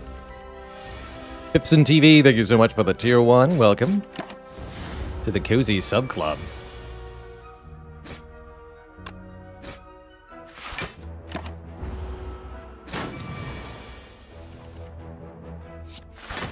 Okay, it's a guaranteed 18 damage. Always important to, especially if you have exactly 5 cards in your draw pile, give yourself a look-see at what those cards are, and let yourself know what you're able to do next turn.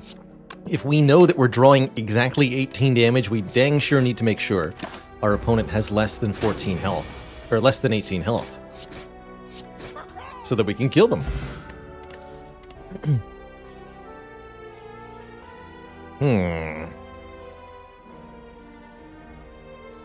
Hey, much appreciated, Pipson. Really appreciate that support.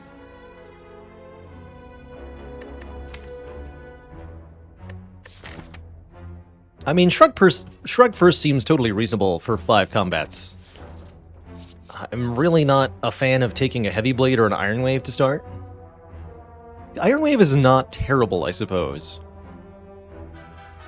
We really shouldn't think about the calipers too much for these early card picks, as we're really not going to be able to generate more than 15 extra block anyway. Even if we spend our whole turn blocking. It's just not reasonable. Eeny, meeny, miny, mo. Catch a louse. If they're too slow.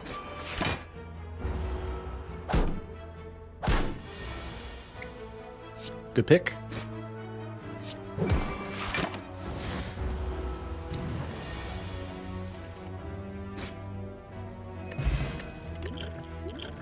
Block potion's kind of cute.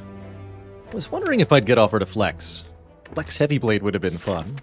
I do like early flex on Ironclad in general. However, I think the Clothesline is the sensible card to choose in this situation. Just because something is sensible doesn't mean it's what I'm going to do, though. My favorite character to play with is the Defect. I think the Defect has the most unique and interesting ways to win out of all of the characters. Frenzied Coder says, do I advise for somebody who often dies to Gremlin Leader but not the other Act 2 elites? You're not doing enough damage. If Gremlin Leader's killing you, it means one thing ultimately. It's that you aren't able to kill Gremlin Leader and or Gremlin Leader's minions before Gremlin Leader makes a really big attack on you. And the best way to do that is take and upgrade area damage cards if you see them, and just damage in general.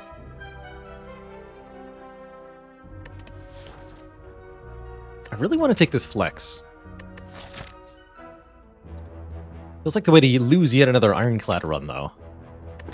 Taking and potentially upgrading this Clothesline is just going to do us such a solid work. Look at this, the Clothesline Shrug combo. It's so much value. You do damage, you block a lot. You're just making numbers happen.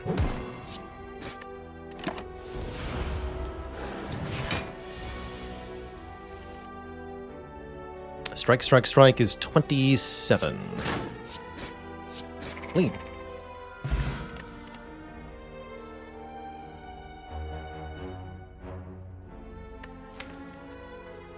Now I can take flex? Now I can take flex. I don't think I want 2 clotheslines. I don't want the dual wield. Possibly skip is the best option here, but I think I'd rather have a flex than skip. Flex will let us just do a little bit more damage with the big stuff, and ideally is going to be the jump start for some kind of strength scaling damage plan. Although I think it's a little bit untrustworthy against Hexaghost. Might end up being a curse some of the time. Oh boy. And we end up in the rudest floor 4 fight that there is, pretty much. Slaver plus Slime. This is going to tax our abilities and our health bar both.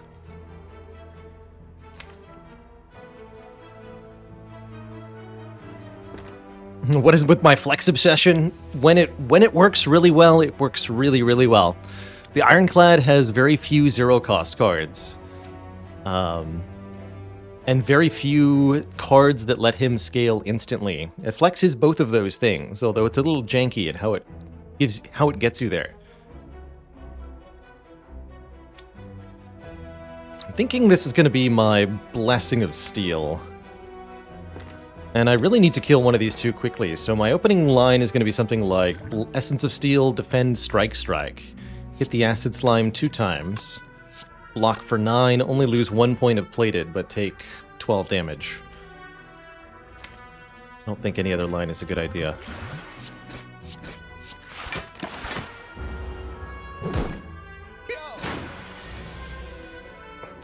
Lord. That's a yikes.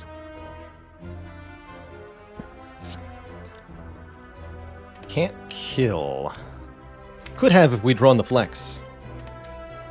But we'll leave that for next turn. I'll just defend here. Ouch.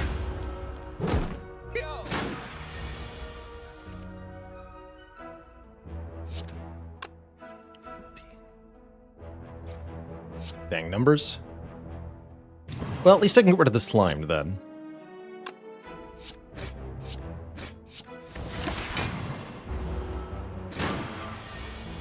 Okay, from here, this is now a reasonable fight. Hopefully.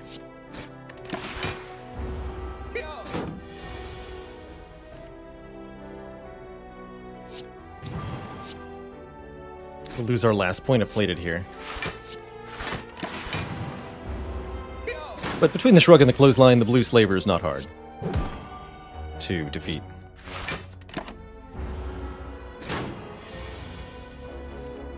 Now, the good news is we don't have to fear either of these foes again for a little while. Or, well, this particular encounter again for a little while. 12 or 7 plus Vuln.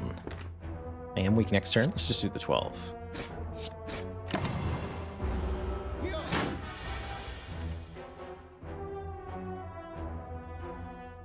One short.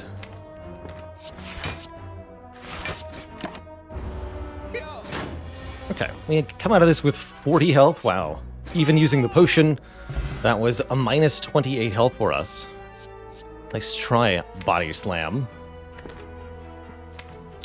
I think I have to take Iron Wave? Iron Wave or Perfected Strike. Or Skip. I think are my best options. I don't like those options.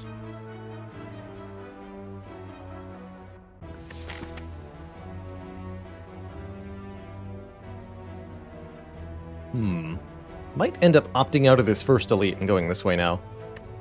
We'll have to see how this next fight goes.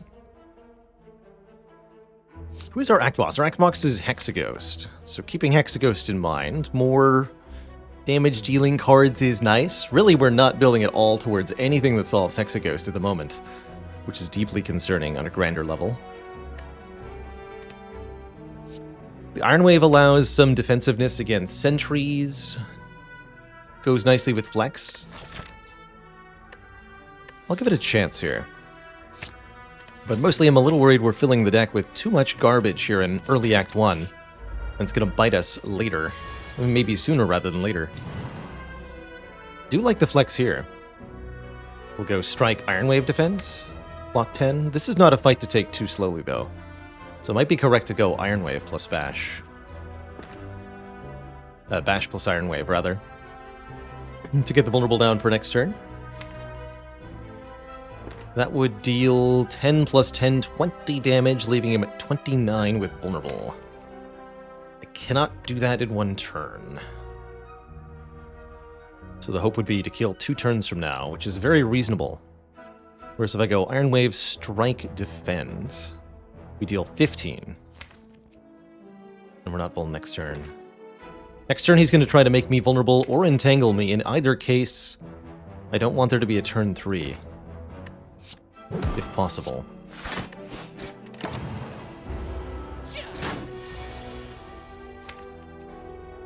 Okay, that'll actually work out pretty well.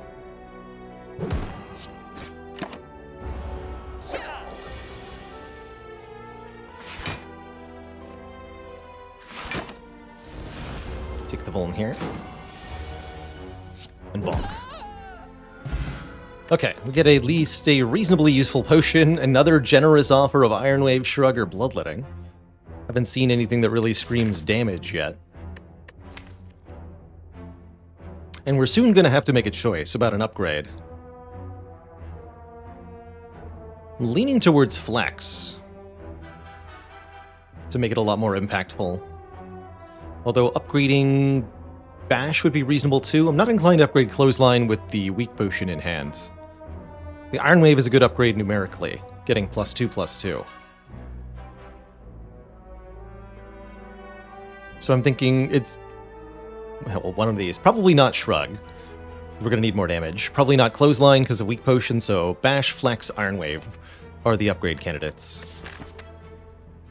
And I want to be able to do this. I guess we always have the option to opt this way. Their option is do this.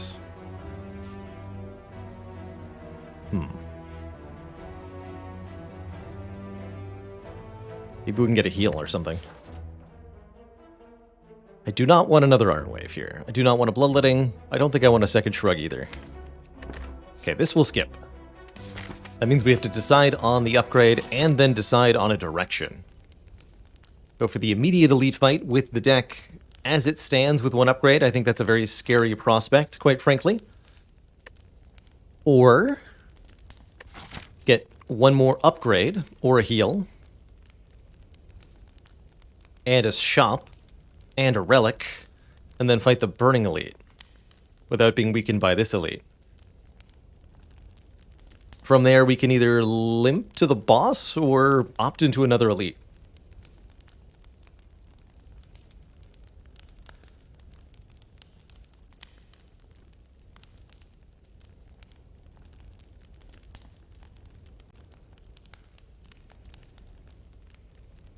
I don't think I like going left very much here. The way I see this going is either we... I guess we could triumphantly defeat the elite, and then we get to fight the Burning Elite too.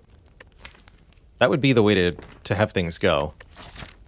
But more realistically, I see us being weak enough that if we choose not to fight the Burning Elite, we'll just kind of limp to Hexaghost and die to Hexaghost. So if we fight the Burning Elite and then fight this elite, sorry, and then cannot defeat the Burning Elite, then we're likely to lose to Hexaghost when we get there eventually.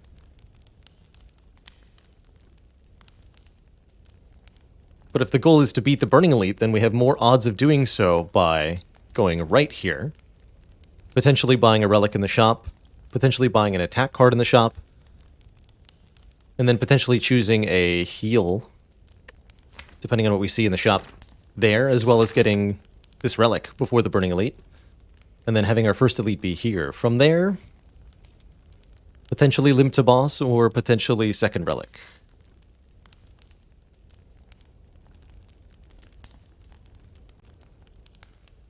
I guess ultimately this would be one elite either way. If we end up opting out of this.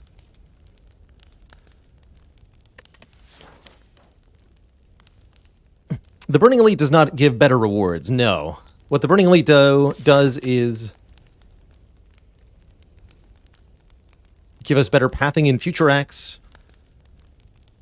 and allow us to take another elite this act. That's the ideal, is that we're able to then follow through on it. It also lets us not die to a Gremlin right now. Although we're actually not that bad. This is a very solid, like, survive Gremlin for 5 turns kind of deck, with all the weaken in the Iron Wave. So, all that said, I think I am going to opt into the shop here, and we'll try our odds against the Burning. To do that, I am definitely going to upgrade Bash. We'll also appreciate Bash upgrade against Hexaghost. I think that's the one I decided on. Brimstone? You kidding me? Although one of my favorite combos is available here, which is Limit Break plus Flex. One of the reasons I really enjoy Flex is how well it interacts with Limit Break. That said, they have to be drawn together, and currently that's just kind of hopeful thinking. More realistically, Fire Potion is going to make a Spicy Elite way easier to manage if we can just do 20 damage to it for free. We can pair that with a card removal. Last but not least, Orichalcum, actually kind of incredible here, allowing us to play the Bash or the Clothesline and still gain block. Although the Calipers will make it irrelevant relatively quickly. It also doesn't work with the Iron Wave. A little awkward.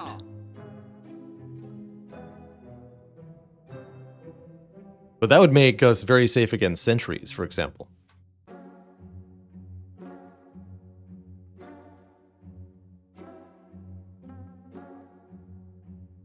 Do I think that Sentries is Ironclad's worst Act 1 matchup in terms of the elites? The artifact shutting down your Bash is definitely problematic. Against the Sentries, the various powers of Ironclad are really, really helpful. Basically, all of them do a really good job, and as a result, I tend to think about a power potion on Ironclad in Act 1 as specifically a solve for the Sentries fight. Because almost all of the different powers, Feel No Pain, Evolve, Fire Breathing, Dark Embrace, they're all instant solves to the problem that fight presents. And so if you're able to grab any one of those early, it can really help too.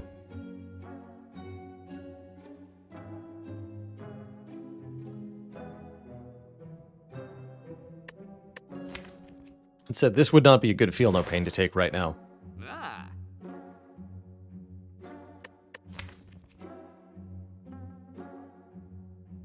I do think if I take a Flex, I should remove a Defend here. Feels bad. Always wary of removing Defends on Ironclad. Cleave's not terrible either, as a way to get a little bit of AoE. But then we have yet another card that we have to carry around. That could be a bit of a problem.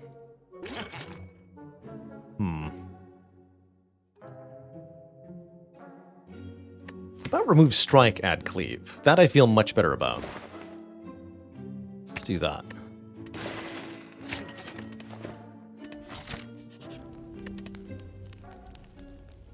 Okay, now I do want to upgrade the Flex, I think. The other option is Rest, to have more survival chance through here. Could also just upgrade the Cleave, because ultimately that's what I want, is to make the Cleave do more damage. 11 to all.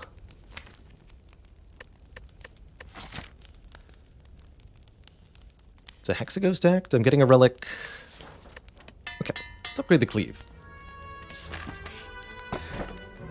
Love to see a self-forming clay. When we lose health, we'll gain block on the next turn. But do not love to see Grey Slime.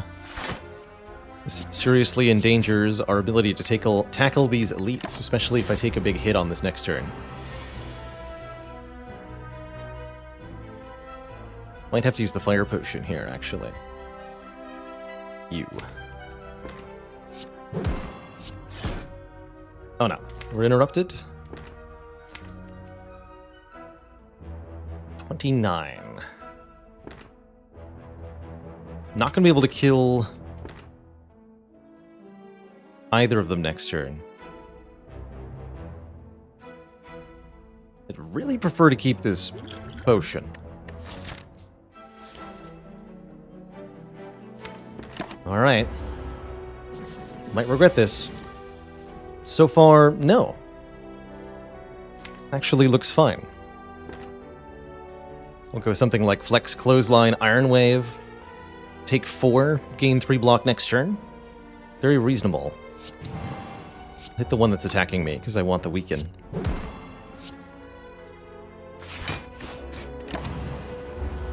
This one will attack me next turn. This one might attack me. Either way, Cleave sorts him out. Bash into Cleave is how much? 11 goes to 16, right? So it's not a kill here. But I can only take 1 if I just go Cleave, Defend, Defend.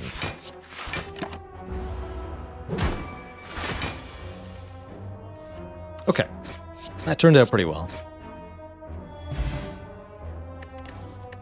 Snecko Oil is interesting, especially if I take the Bludgeon to go with it.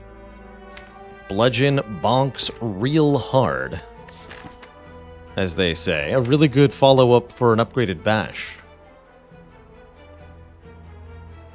I mean, with the Snecko Oil, it's so powerful, I have to take them, I'm sure.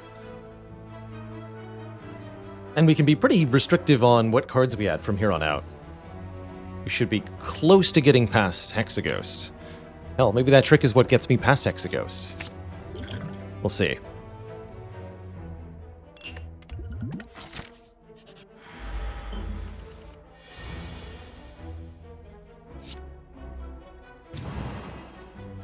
Lex continues to be mediocre.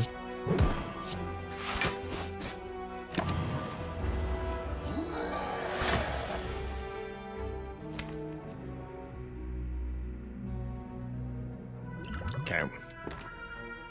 I can always Snecko Oil if Bludgeon is the bottom card. So we have a 5 out of 6 chance to draw Bludgeon next turn. Bludgeon will deal how much damage? 32 times 1.5 is not 48, is it? Yes, it is. Yes, 48. So we need to bring the Gremlin up below 44. So I have to do all attacks here. We'll take 8. And then we always kill. Keeping the Fire Potion intact, which means I can go for the next elite fight. Does mean wandering through this shop, which is a little sad. Hey, Molten Egg. Okay, I guess we're not done adding attack cards, because now they're all upgraded. For example, Headbutt Plus, which I am super taking, allowing me to put any one card back on top of the deck. One of my favorite manipulation cards on the Clad. And one of my favorite relics on the Clad in general. Means any feed is upgraded, any immolate, any fiend fire, any of that. And we can lean into dealing lots and lots of damage.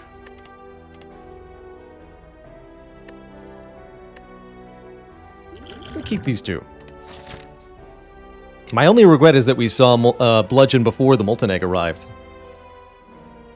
Okay, we'll take this relatively useless store in order to get the Elite behind it. Elite Plus. It's a Warcry on sale, but I don't think I care. The card from the attack potion would not be upgraded. That's part of why I didn't take it. Preferring instead the guaranteed 20.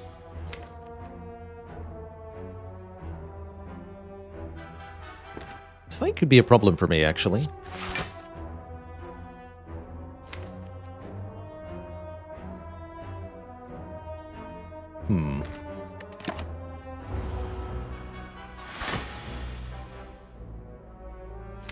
Okay, well that'll have to do.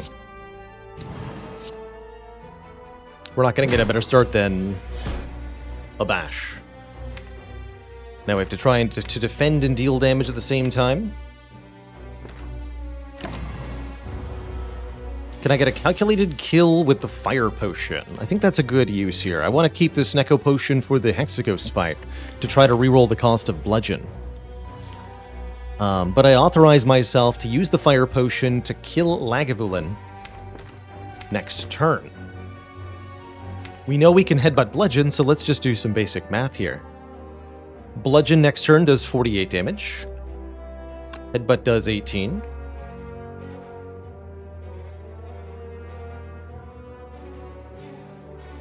That's 66, so we need 24 more to get to 90.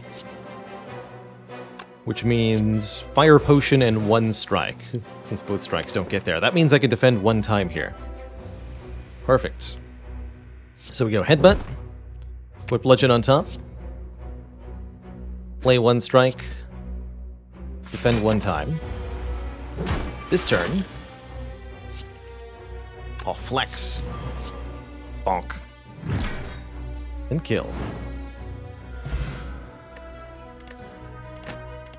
Get our potion back immediately, the Fear Potion applying 3 Vol, and as well as an Nunchaku, helping us generate energy whenever we play attacks, which notably going to be in our deck in large numbers.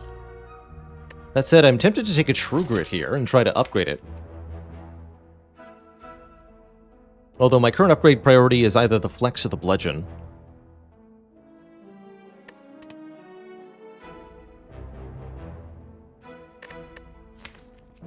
Rupture's kind of interesting with Self-Forming Clay, but I don't have any self-damage effects currently. I would happily take a Brutality, though.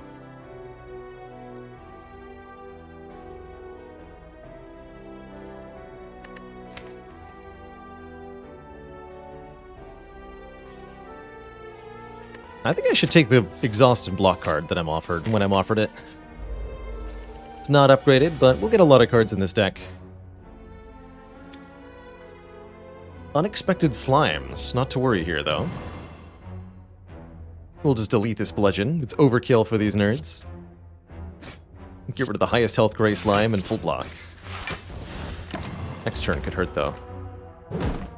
Glad we have a Cleave Plus. Here it is.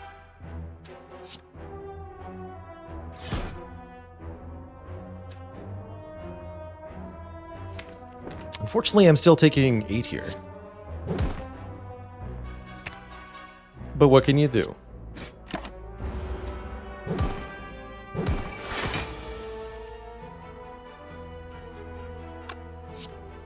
Kill them separately, actually. With an Nunchaku here. Ooh.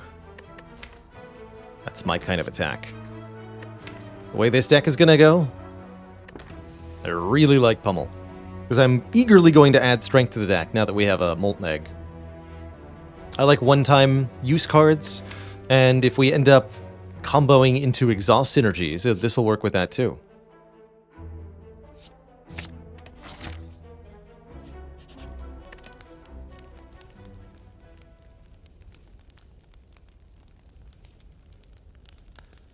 Going to upgrade the...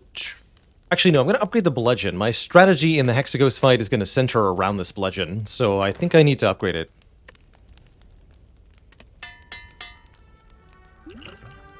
First time we draw the Bludgeon, I'm going to drink the Snecko Oil to draw 5 cards and randomize the cost of cards in my hand, the Bludgeon included. If we're lucky, we'll get something other than 3. Like 1, for example. So this Bludgeon is now 1 cost. We got some expensive strikes out of the deal, but ultimately, we're in good here. I think 1 is enough that I don't need to use the Fear Potion also. That feels like overkill.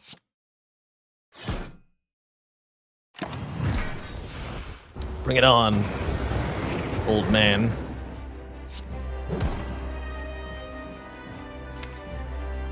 I actually would like some free block next turn, so I'm going to destroy a defend here, take a little bit of damage. That way I can play the bash without having to block.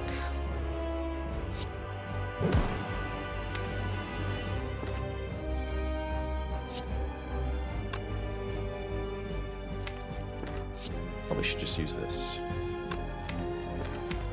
Do I want to headbutt the Bludgeon, the bash? Not really. Yeah, not really.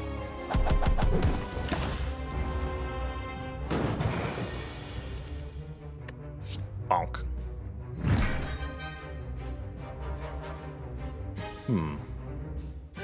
my face.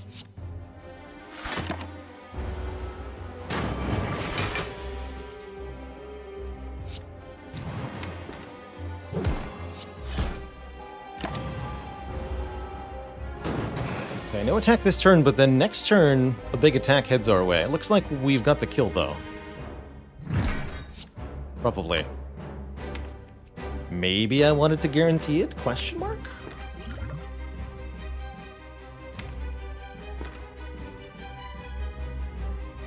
What's the worst that could happen? Smiley face.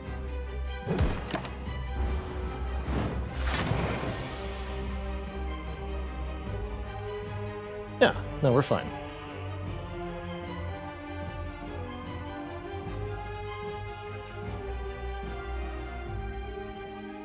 So I can kill it now with a potion, or I can just block.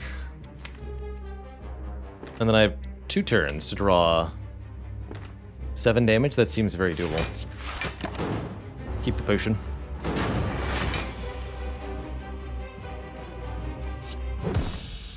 GG.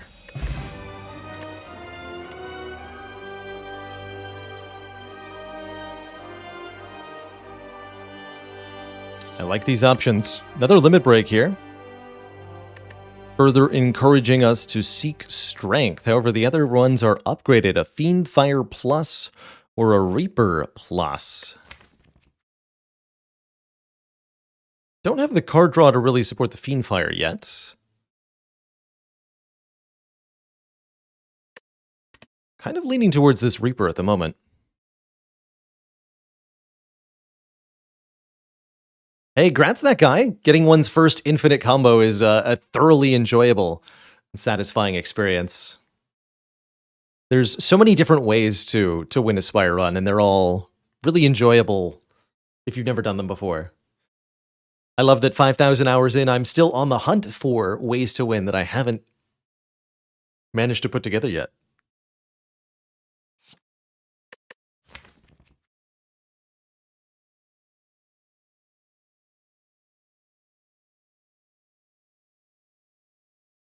I like the Reaper in theory for keeping us topped up, but I'm worried that we'll tend towards a deck cluttered with attacks that ends up being unable to do a whole lot if I can't get strength online somehow. This really all hinges on finding strength, which is why I took that flex, ultimately. Because it gives us kind of a foot in the door. I'll take this Reaper. I'm hoping we see... not these. Do I fall for the choker again? How I feel about it. Falling for it. It is, again, free energy currently. But how much in the long term? I think I'd much rather take a Runic Dome and play without Intense. Third option, give enemies extra strength, which makes quite a few different things pretty scary. But my personal preference here would definitely be Dome. Dome and really lean into Molten Egg. Just 4 energy per turn, play all the attacks, smash all the faces.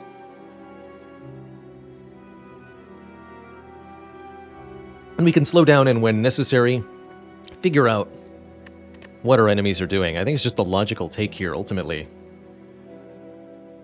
I definitely feel like the disadvantage from Dome will be less impactful than the disadvantage of having every enemy with 1 strength. Especially stuff like the birds. Champ is pretty difficult with Dome, though. He's a meanie. But if we can find strength, Champ won't stand a chance. So, act layout. Looking spooky. We are fighting an elite early. There's no way around that with these placements. And the second half of the act is just kind of nothing.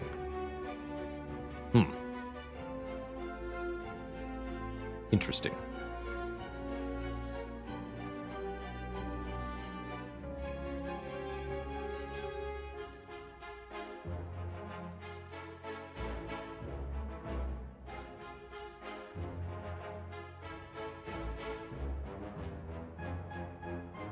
You don't necessarily have to be willing to remember every single enemy's pattern in order to play with Dome. You do have to be willing to look it up if you can't remember.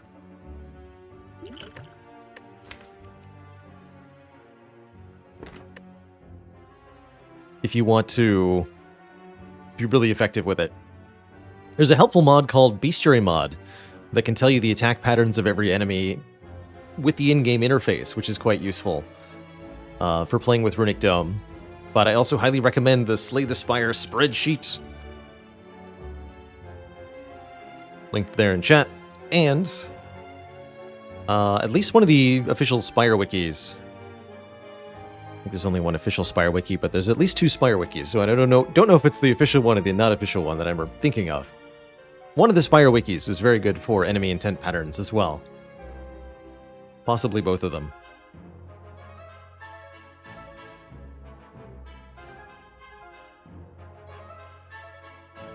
So, do I go headlong into a double elite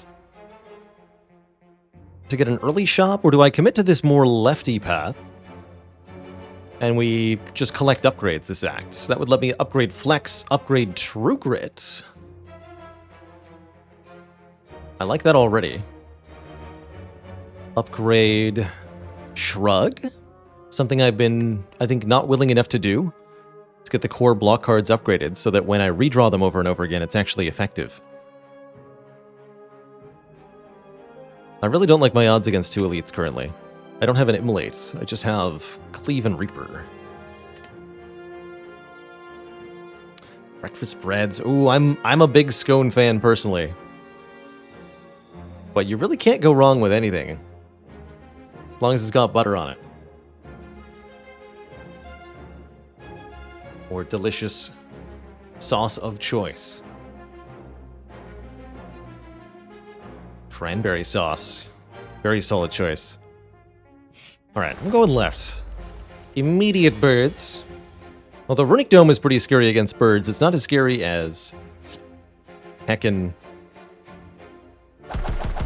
Philosopher's Stone would be here. Do I focus on killing the one on the ground? Or do I try to weaken one here? With Bludgeon, I should bash one.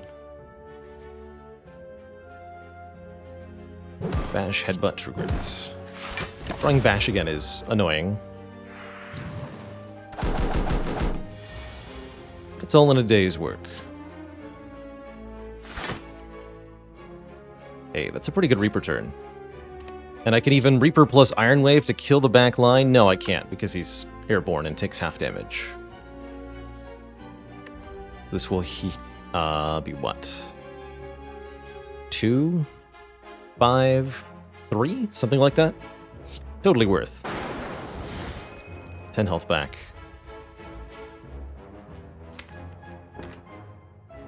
This one's attacking this turn. Counting on Cleave next turn. Ow! Really? That was rude. How dare you?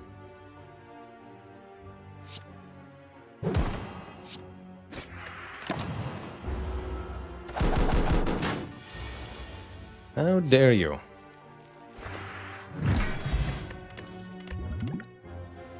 Ooh, uppercut plus, very spicy indeed. I had French toast this morning. Don't really count that as a breakfast bread, although it is bread that you're having for breakfast. But it's not crispy.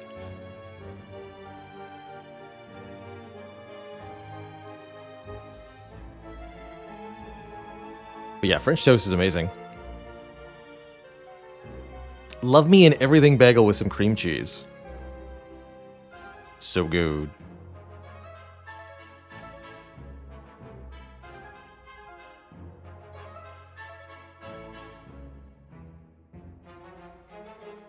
I've always had Danishes as a dessert item. I think that's something that somebody was doing wrong, but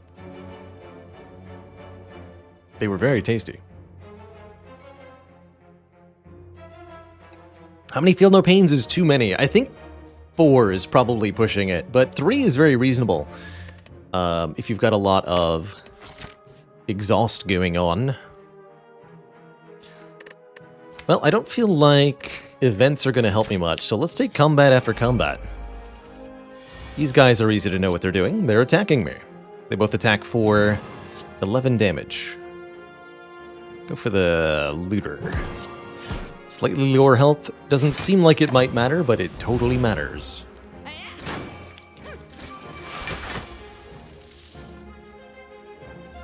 Totally matters. What am I headbutting here? Headbutt the uppercut. Bonk. And then block. He may or may not attack on the third turn here. Bit of a gamble.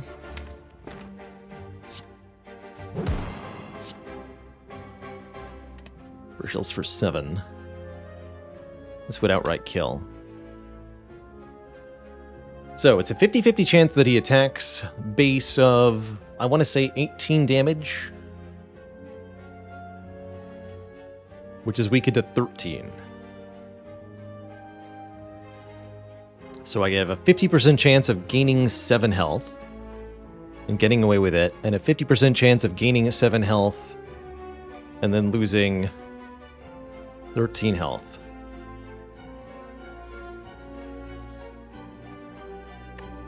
So expected value is +1 to play the Reaper.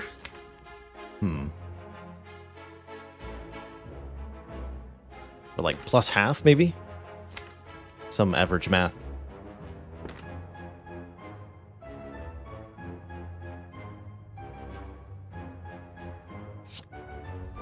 Let's do it. No! Fair enough. However, consider the Nunchaku value that we have gained. Ooh, love me Pommel Strike plus, but also love me a Battle Trance. Even if it's not plus, just free card draw. Hard to say no to that. Hey Baka, we sure did. We actually hosted GDQ and delayed stream today so that everybody could watch.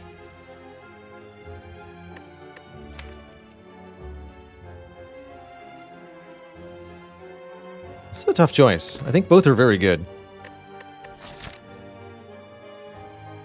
But first Battle Trance, gotta take.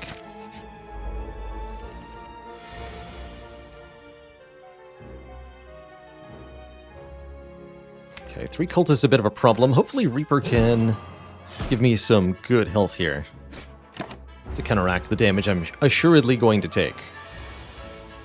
Good. Oh, we got Flex Reaper? That's even better. Means I can't play Bludgeon, though. Bludgeon is a clean kill here.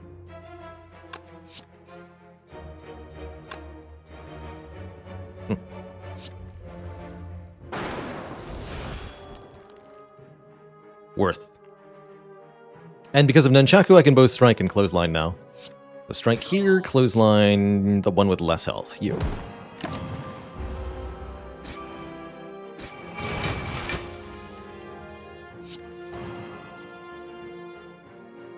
Okay, so far we're up health, and if I can end this fight quickly, we'll stay up health. Both cultists attacking for a base of 11 on this turn, so that's the block total to shoot for. If I kill this man's and headbutt Bludgeon, Bludgeon will be a clean kill in the last one.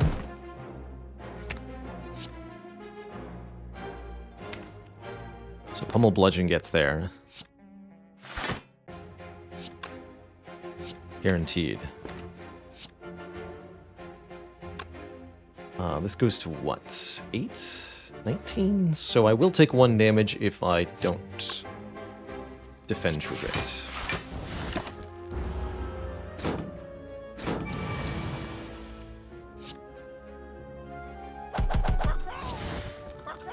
Okay, that was a really, really good fight for us. Now we're in very good shape. And I'm starting to feel like this elite will be quite manageable. Sever Soul is actually one of the cards that could have saved our previous run. We just needed something to exhaust all those wounds we were accumulating. Don't think it helps me a lot here. Bloodletting is a little interesting, but we don't quite have the card draw. That said, the self-forming clay I like it.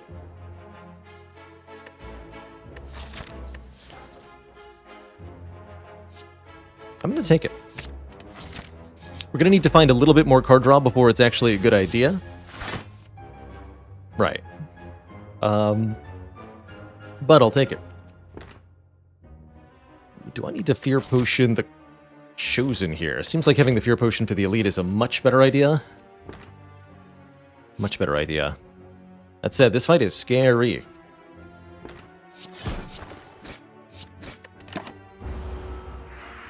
Weakening Chosen here. Chosen will attack for a really big number on turn 3, which I would really, really appreciate if we could avoid in some significant fashion.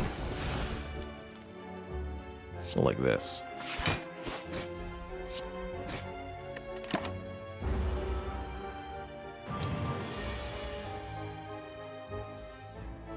Dang it. Is this worth a Gambler's Brew? Legend's not going to kill anyway, because we're weakened, right?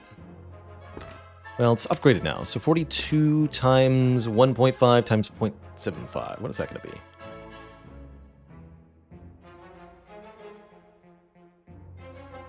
Legend will deal 47 damage? Really? Legend will deal 47 damage.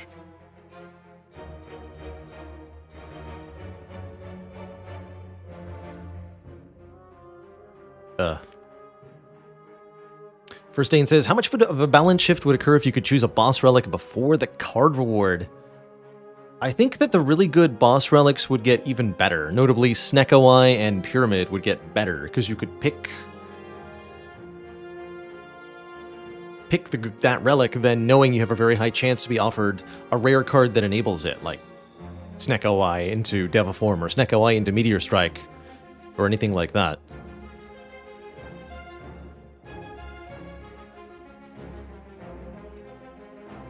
I think it would more often be beneficial to pick the boss relic first.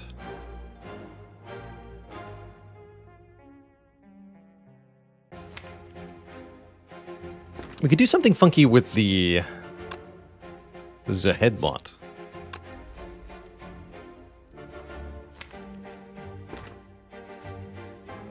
But ultimately, we're not actually taking that much damage. It's at worst 18, which is a bunch.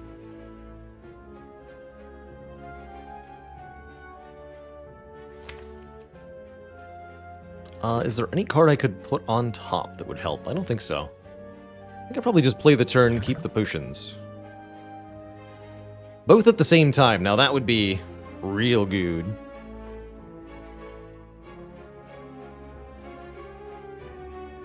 It'd be cool, like, negative ascension modifier or something. Some kind of bonus to the player.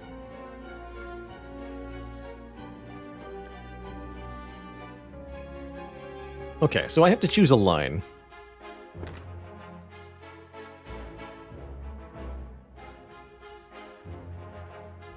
I could, like, gamble to get Shrug or something, even? I don't think that's a good idea.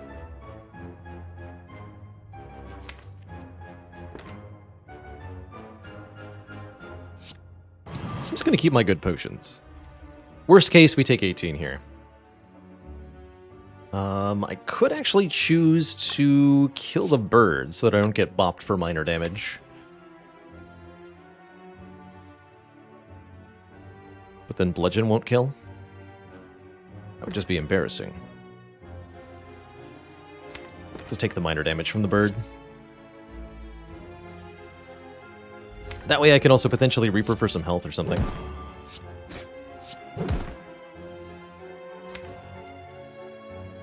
Just give me Battle Trance. Guaranteed draw everything.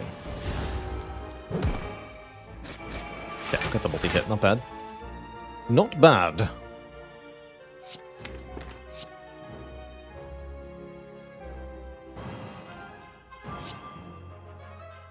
Four.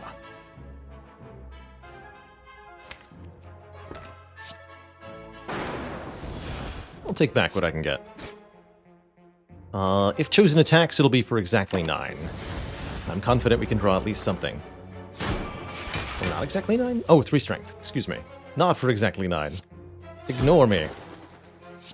and my foolishness. Please and thank you.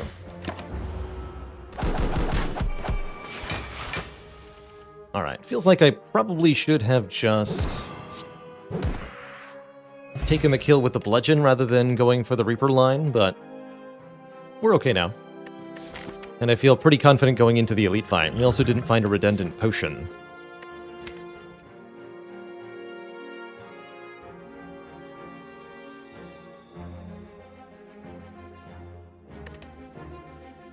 Second headbutt, questionable. Blood for blood could be pretty good.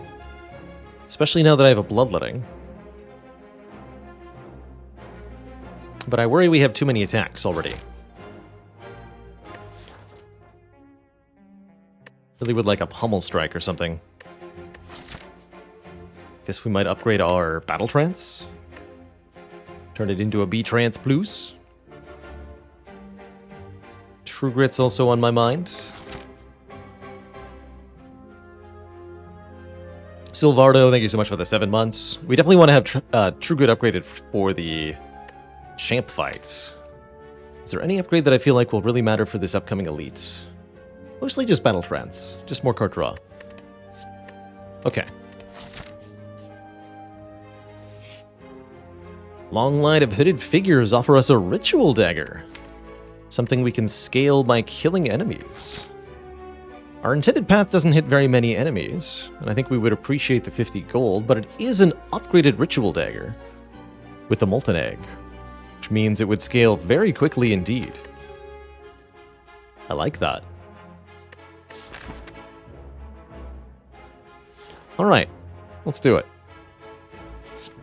Let's try to scale this thing. Wonder if that means I want to go more combat heavy route. We ever survive this? I don't really trust this to work. I don't feel that good about the deck.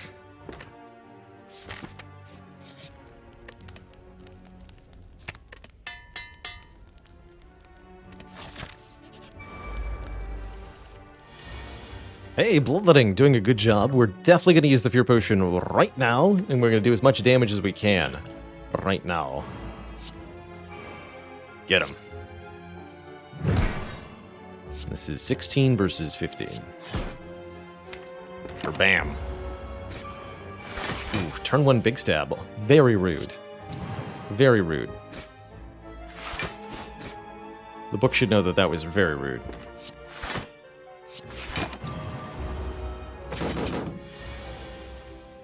Uh-oh. Reaper. Reaper, no. So, on this turn, the book is attacking us for 7 times 4, which is unfortunately going to kill us if we do not win the fight shortly. However, the problem is that the cards in our hand do not do enough damage to win the fight. Thinking we should Gambler's Brew everything that isn't the Ritual Dagger. Try to find something a little more damaging. I think Headbutt Uppercut Ritual Dagger would be a kill, right? Let me just verify that. That would be 19 plus 18 plus 22. 59. Yeah, that would be a kill. So we have at least one out. Probably a couple different lines that'll get there.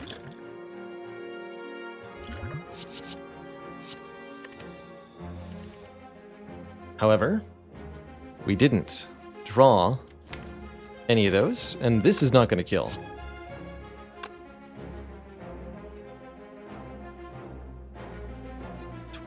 Okay, I can live on 1. Ugh. Well, that's what the rest sites are for, I suppose, and why this route would have been a disaster. Yikes. Yeah, still alive, but yikes. Yikes, yikes, yikes.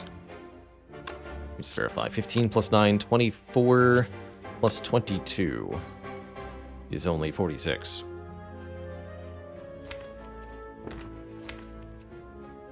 I can guaranteed kill with the dagger next turn, unless the True Grit hits it. Fair enough. Fair enough. Ow.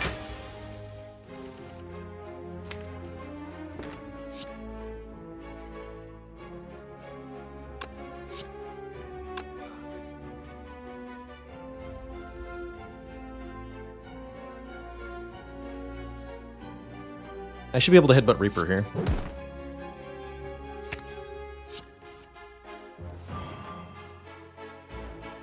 Not guaranteed to be able to play it, though. We had to draw one more strike to go with it.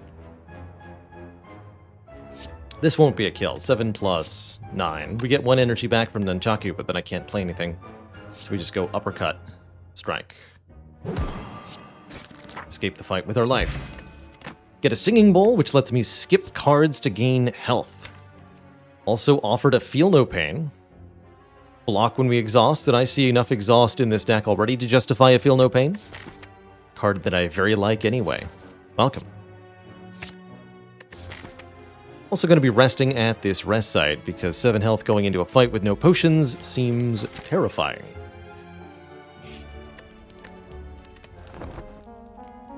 Might be roughed up right now, but I'm relatively confident that we're going to be able to beat the champ. Especially now that we have a boat thingy helping us out with block on turn 2. And if we can beat the champ, then we can go anywhere we want. Interesting, we're offered a card duplication here. Could dupe the ritual dagger. We could duplicate our Reaper.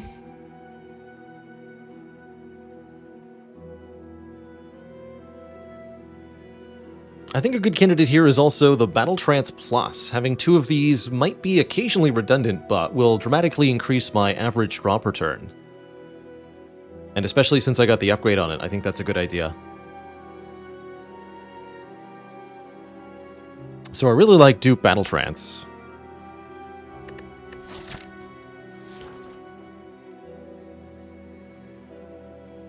I would think about duplicating an upgraded True Grit as well, if I had one. Oh boy. Get him.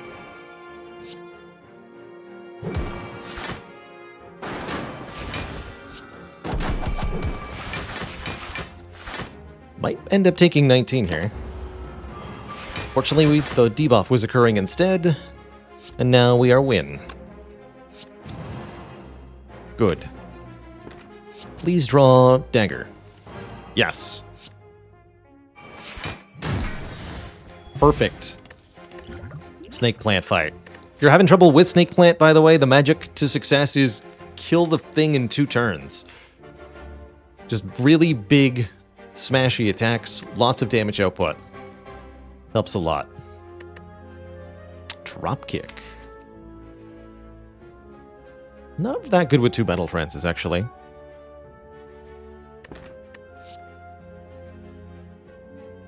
Anger's not bad. I also think that starting to take max health aggressively is going to serve us very well, especially with Reaper. Okay, we get a bonus fight. But how bonus is it really? Cultist, huh? Just go for a regular bash on the cultist.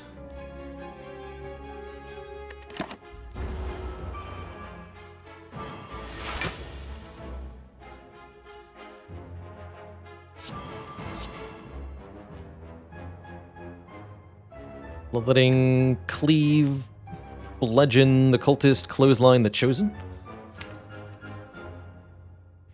But also keep the cultist alive on purpose for now, trying to draw the dagger soon. But that has a significant chance of backfiring disastrously if we're caught invulnerable and the cultist is attacking me. That said, I've got a lot of damage cards in the draw pile here. Take a look-see. 26 health.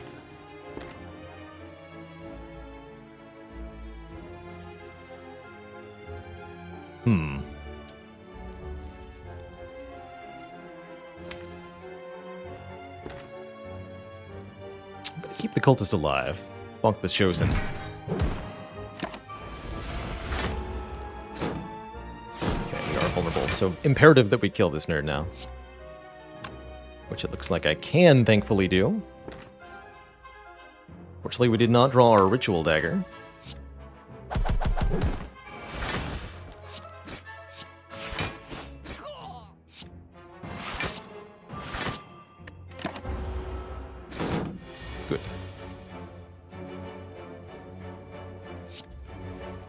Is there a kill here?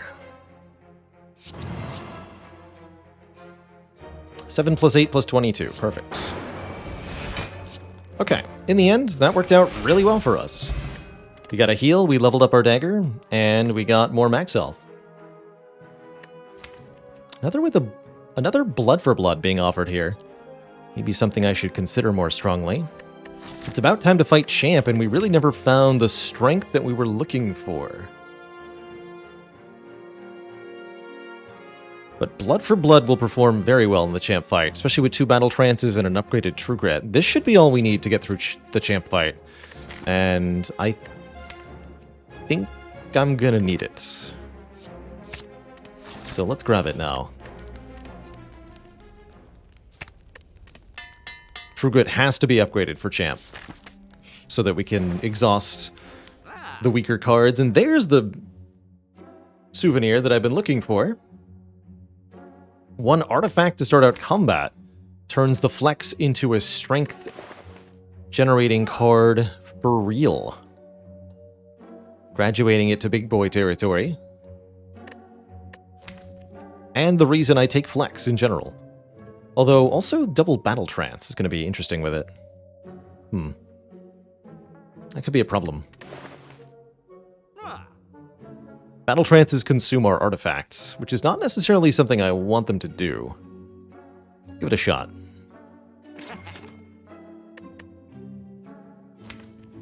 And I think we should remove a card. Let's get rid of 1 strike. It's going to make Champ a lot more manageable. Resting would also make Champ a lot more manageable. But if I were to upgrade a card, it would probably be either the Feel No Pain or the Shrug It Off.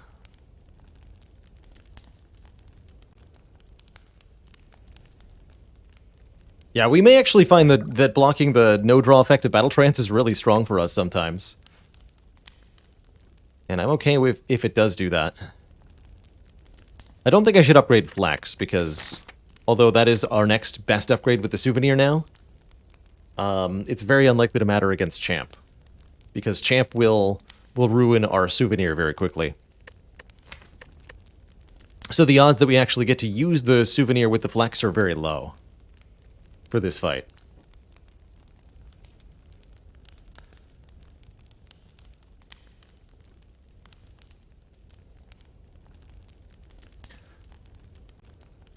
Looking at all this, I think I should just rest.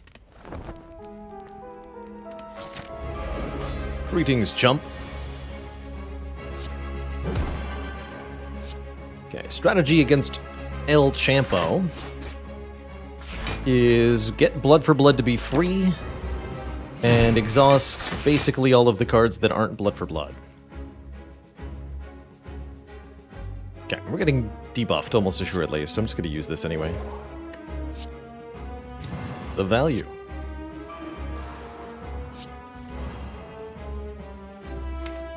Okay. Headbutt in conjunction with these battle trances is going to be incredible draw through the deck, helping us find our True Grit, which is the card that we want to be spamming here. Playing over and over and over again.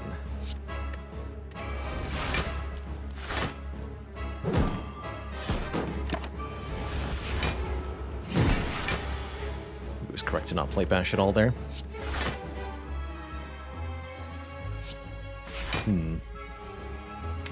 Should probably be lowering Champ's health while we do this,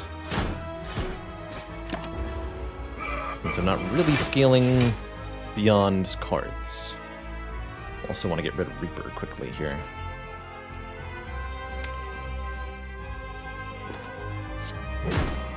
For now, let us block. Champ has a pretty mild damage output in general. Alright, Flex. Not today.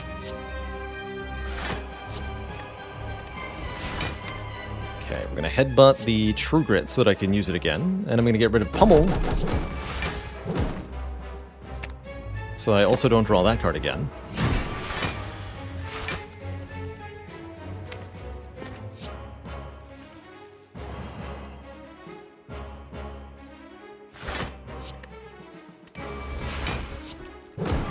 Keep him weak, keep him bold.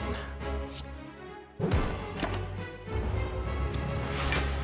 I think this is a non-attack turn. Scary that he buffed strength, though. It's a bit worrisome.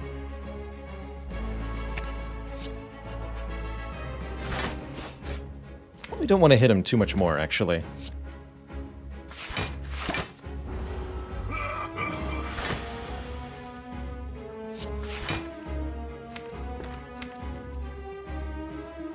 Get rid of bludgeon. I'll start with getting rid of cleave.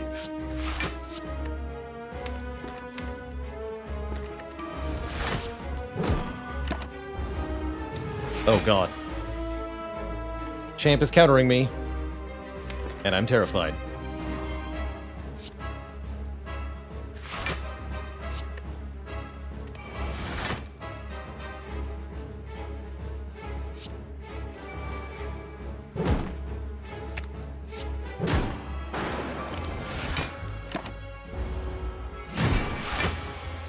Whew. That is a slap. That man knows how to hit hard.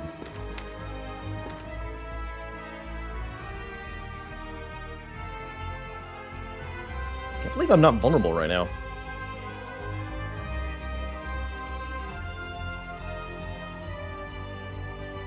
That would mean this is a good turn to bring Champ below half, but is it really? We're so close to some greatness here. How much will execute be? Normally a 22x2 would be a 30x2. That is unreasonable.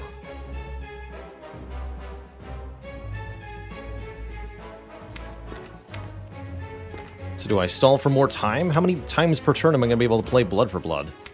At least 3, right? Pretty good.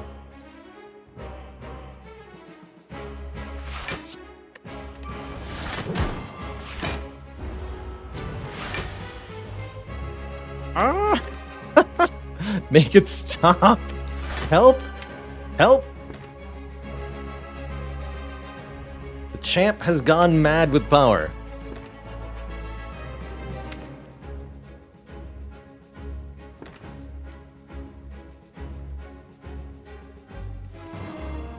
Not ready to start hitting him yet.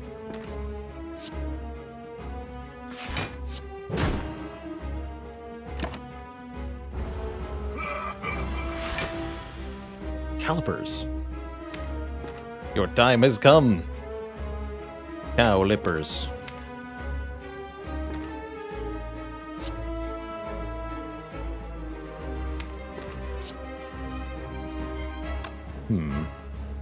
Guess I'm deleting bloodletting?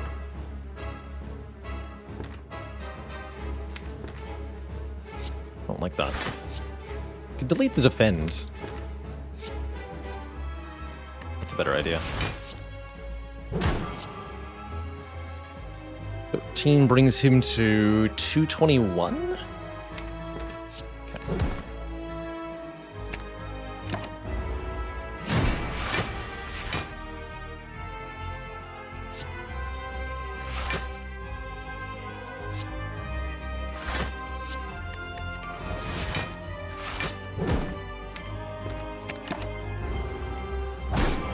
Ow. It hurts so bad. It's terrifying.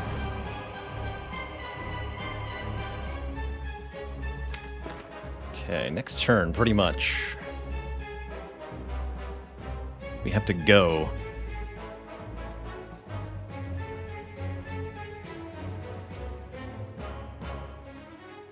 Actually, I think I need to bring him below half on this turn. Otherwise, he's gonna kill me. So we're just gonna play all the cards in our hand right now, except for this defend, which I'm gonna delete. It's go time. Does mean we're not getting the ritual dagger to kill. It's okay.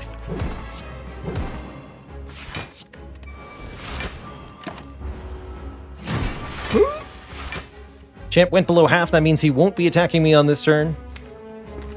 This hand is a disastrous draw for our efforts, however. Okay, that helps a bit. What are you? Heck. Deep concern.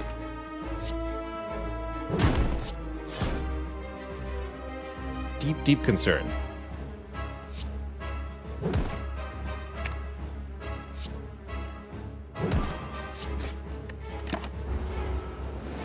Defeat? Impossible. Ladies and gentlemen, that champ has 24 strength. You can see the numbers on him. I think it would be 36 by 2 right now. So, blood for blood, then battle trance. Or... I think I have to battle trance first. Because I need the vulnerable on the blood for blood. Blood for blood does what? 33 plus 13... It's 46, so I need 15 more damage from one of the other two cards.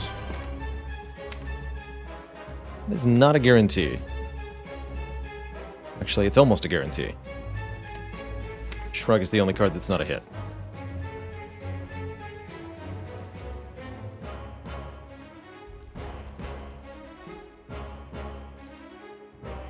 By blood for blood first... Then I end up needing to draw into more damage, so even though... Yeah, we just battle trance. That'll do. That will do. Pig. GG. We're through a very challenging champ fight. And into more reasonable territory here.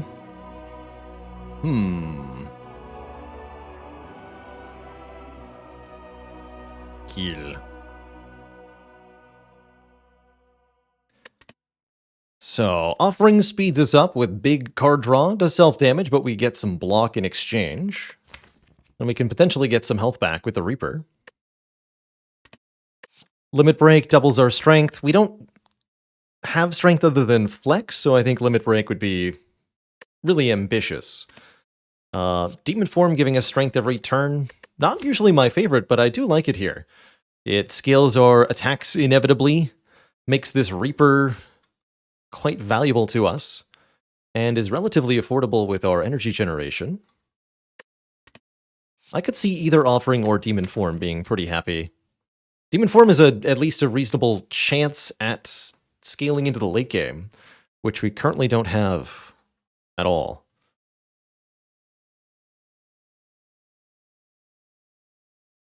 Card pick strategy from here is going to be basically anything that gets us strength.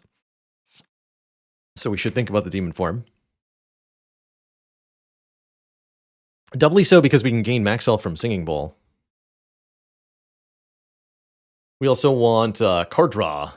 Looking for Dark Embrace.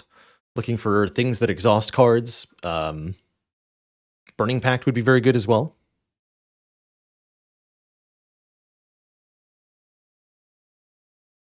Offering is a setup for a future Rupture. I like that. Offering also makes us a lot better at the short fights of early Act 3, which I also like. I think ultimately I will take this Offering, but I'll keep an eye out for something like Demon Form. In the Fucha. Do we take the Dripper, go to 5 base energy? I think 5 base energy would do wonders for this deck. Or do we take a Curse to get 3 relics, 1 common, 1 uncommon, 1 rare? Lastly, the Tiny House, the old bunch of stuff. Usually not the best pick, but it's not bad here. I think it's probably comparable to Calling Bell. But I feel like the Coffee Dripper has to be our best option, since we have healing from the Reaper, we have healing from this regen potion, and we have a lot of things to spend energy on. I'm very happy with the Coffee Dripper. Coffee Dripper Dome is a little spooky. But will it be spooky enough?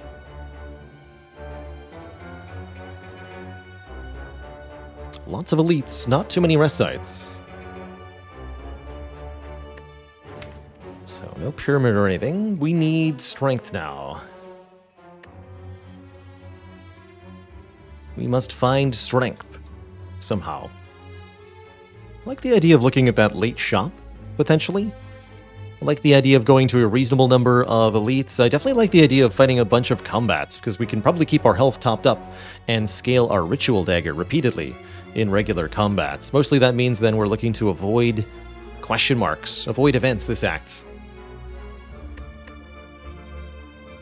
Often asked the question, when do you take events versus when do you take combats? Your relic bar can help guide you if you're heavily incentivized in one way or the other.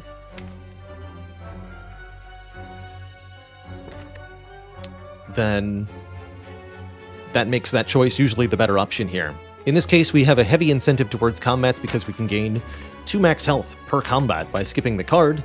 We can level up our ritual dagger permanently by killing something, and we can heal ourselves by playing Reaper. Of course, a lot of bad things can also happen, but will they? Maybe. Only one way to find out.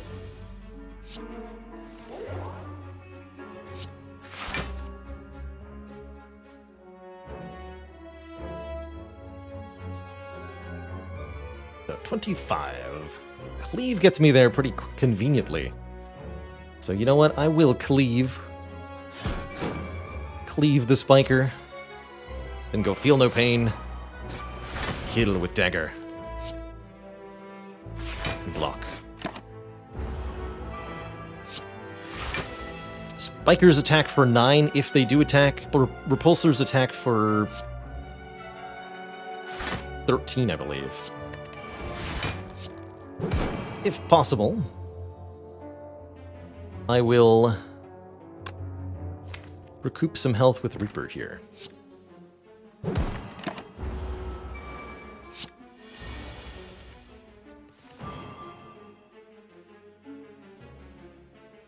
Can't remember how this works.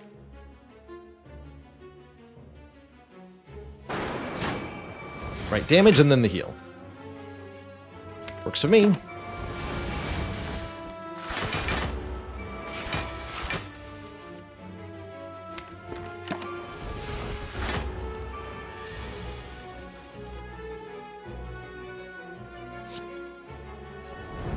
Alright, fine.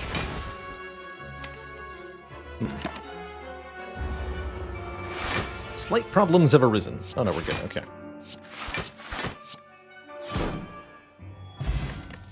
That could have gotten awkward. Awkward quickly. There's the Burning Pact that I've been asking for.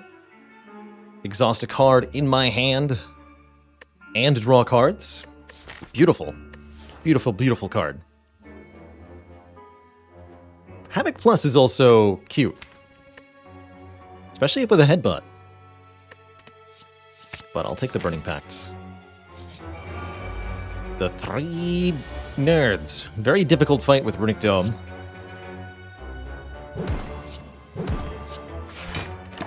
This might hurt a lot.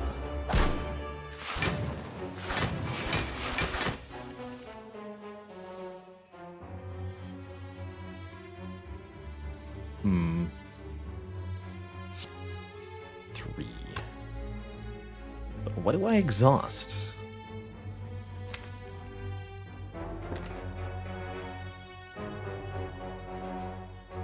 Bloodletting?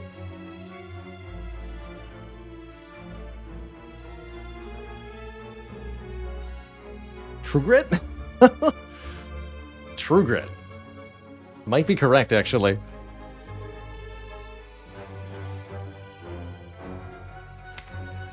Feels weird, but I'm in.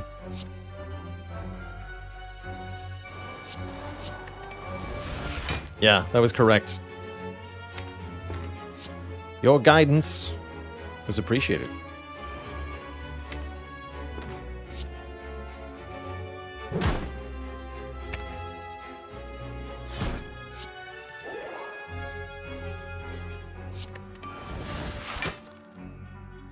Okay, will I play the offering here? Go with yes. That way I could probably get the Reaper this turn. Negative.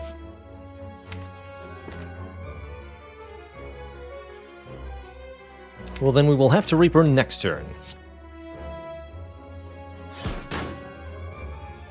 In the sun or whatever.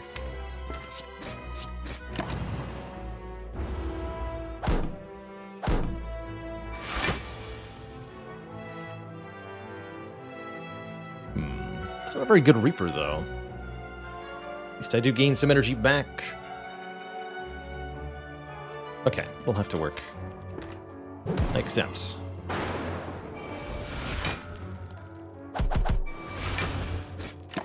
So this one regenerates. But I got my health back. Now the question is, how do I get them all to die at the same time? To which the answer is... heck.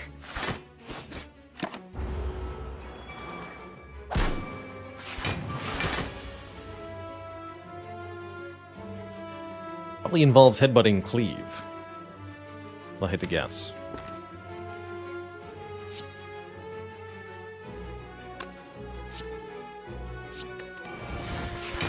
Perfect. Headbutt the Cleave, play the Cleave, play the Ritual Dagger. Ritual Dagger levels up. I think we got health out of this fight. Something happened anyway. And we got max health out of this fight. Beautiful. Alright, now we just need to do that several more times. Including with the thing that is a demon. Hello, demon. Please don't kill me.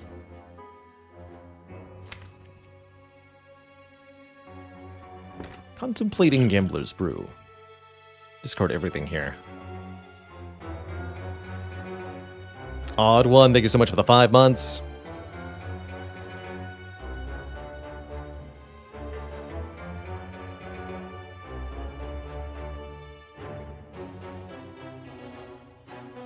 Why did the best golfers bring 2 pairs of pants to the course? In case they get a hole in one. I think that pun was below par. I am going to gamble here. How do I feel now? Better. Much better. Because I can have the biggest turn ever. And if my turn 1 is sufficiently ginormous, then there is no need to worry about a second turn. Something.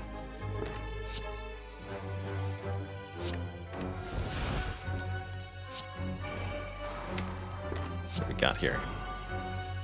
Okay, we can headbutt a Battle Trance. Get rid of a strike here. Without being able to know what this thing is going to do on its turn, we just kind of have to roll the dice. And just hope. Not my favorite strategy.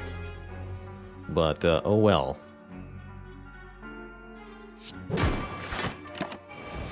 I think the big hit would really hurt here.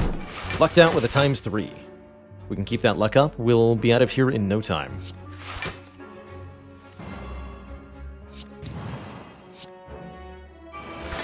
Just one more turn of don't do anything horrible to me, please. That's all I ask. Thank you.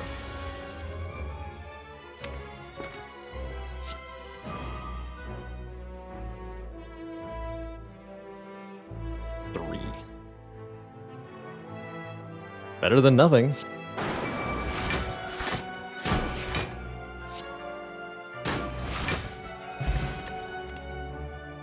Beanfire Plus. That I like quite a bit. An upgraded rare attack that hits based on the number of cards in hand and lets me get rid of an entire hand of cards too. Where Fiendfire really shines is its ability to destroy multiple strikes and defends at the same time. Very good, especially with as much energy. We can afford to play the cards we want to keep and then destroy everything else. Wonderful. Alright, Jawworms, please don't kill me. Actually, I'll kill you. 44 plus 8? What? Come on. Oh, there we go. Okay. Okay, disaster averted. Disaster averted.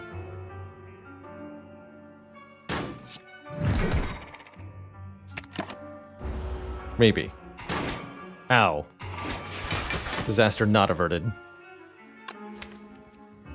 Sound the yikes alarm. Find me. Find me, Reaper and Ritual Dagger, post haste.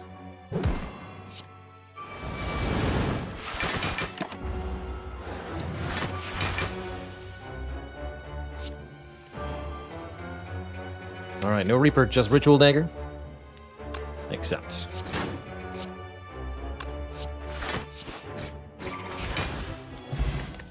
Flex Potion, very good with the Clockwork Souvenir. And keep gaining max health.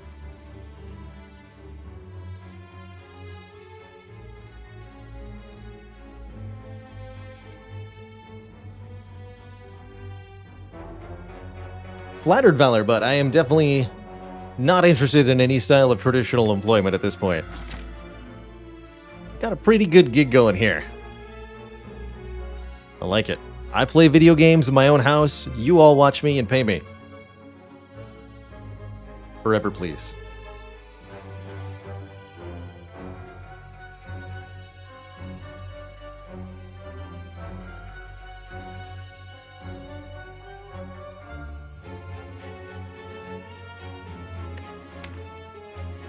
I would not have it any other way.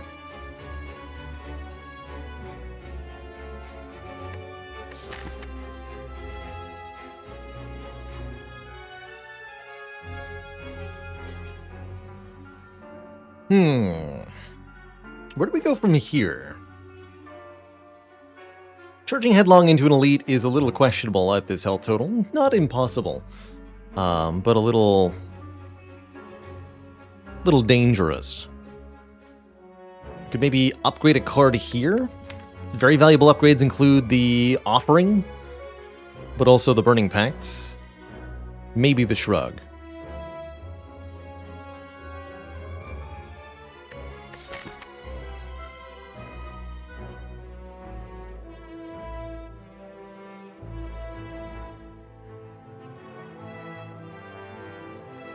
Hey there, Doriko. Yeah, the number below me is a recurring sub goal, but is not the live sub count.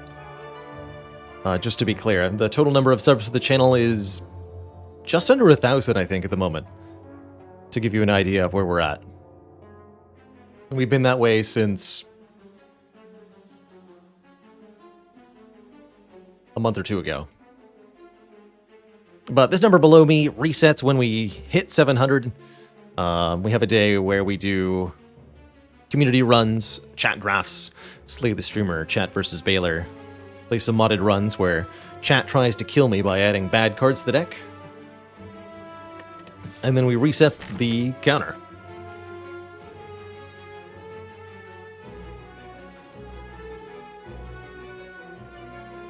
Elite fight with Flex Potion is pretty manageable, actually. 45 damage Ritual Dagger is ready to kill an elite. Actually, wait, we're in Act 3 here. Hold on. This is Raptomancer, Giant Head, or Nemesis. Oh dear. That's way more terrifying. How do I kill a Giant Head? Freaking don't.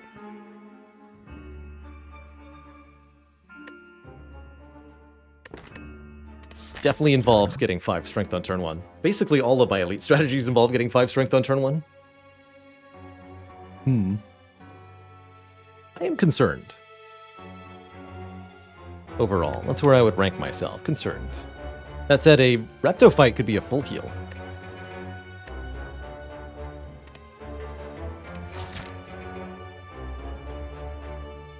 What I don't think I should do is go with the 2 elites here. They see me, Roland! Thank you so much for the incredibly generous 20 gifted subs. Need more subs. Welcome to the Cozy Sub Club, everybody. Holy moly. Alright, heck it, let's go this way. We begin to fall. Oh no, do I lose my cleave right before the elite? Oh! My AoE. Oh no. Oh no. Can't rest, so we have to upgrade here. Upgrade Offering? Upgrade Feel No Pain? Perhaps it was correct to go to these two nodes. But I really do like upgrading Offering here for even more card draw. To help us get a really big Fiend Fire.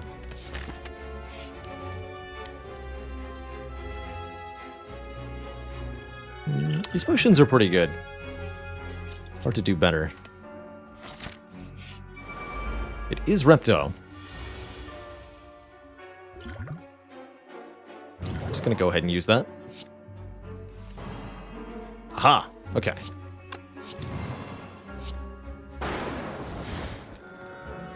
That will help. However, problem remains, which is that Repto is alive, and so are these daggers, and I don't have a cleave in the draw pile, so I'm going to have to dedicate one card to each dagger that I'm trying to kill. Probably my best hope is to just bludgeon the Repto and look for a kill next turn. But we could easily end up dead next turn if I draw just a hand of strikes and defends.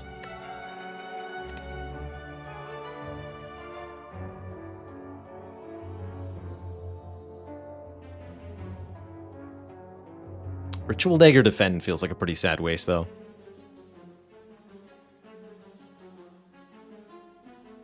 So I think I'm going to bludgeon Repto?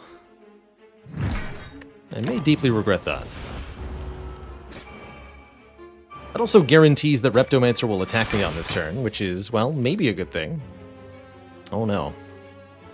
This is definitely in the worst case scenario. Actually, hold on. Not as bad as it looks. So we can kill both these daggers.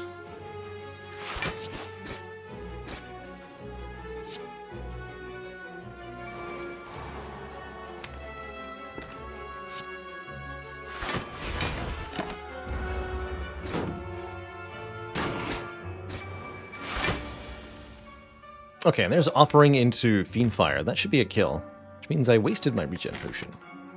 That's okay. Just get out of the Reptomancer fight.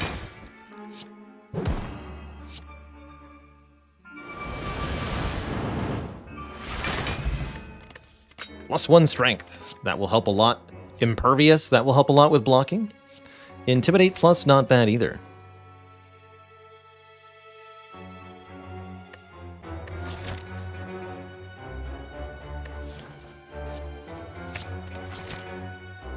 Pretty easy take. Oh, I wish I could take that. Shoot. Okay. Don't forget, we have calipers. So we're starting to be able to bring that online now.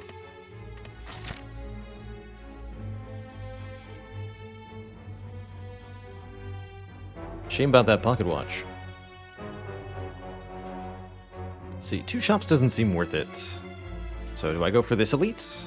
Knowing that it can't be Reptomancer, I'm really not too afraid of the others. Though I should be afraid of Giant Head. Giant Head can easily kill me.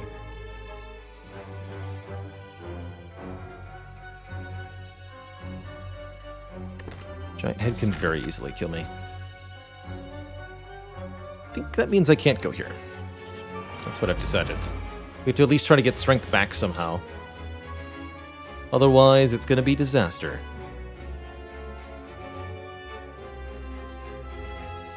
I think I should just dunk one on turn 1 here. Blood for blood, Ritual Dagger, and I'm not going to try to save this. Pick one of the ones either in the front or back. Make it die.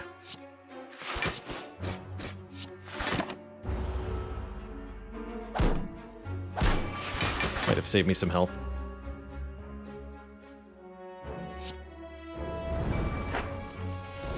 Okay, there's Feel No Pain. Let's get rid of some cards.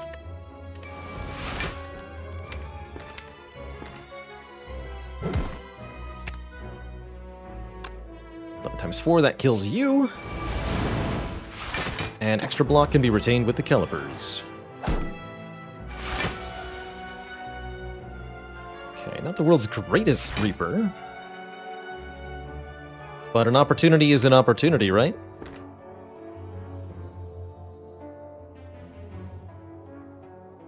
Ideal would be Reapering with all three of them on the field with no block. That's really hard to do.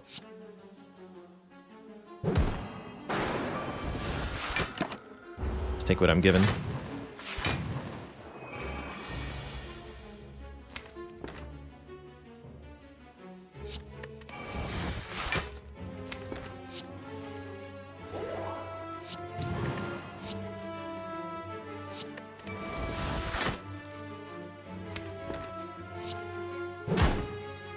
Burning Pacts.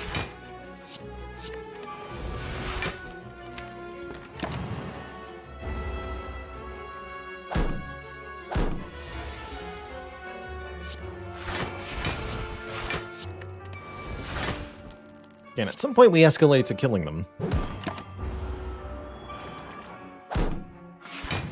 Not sure when that is, though.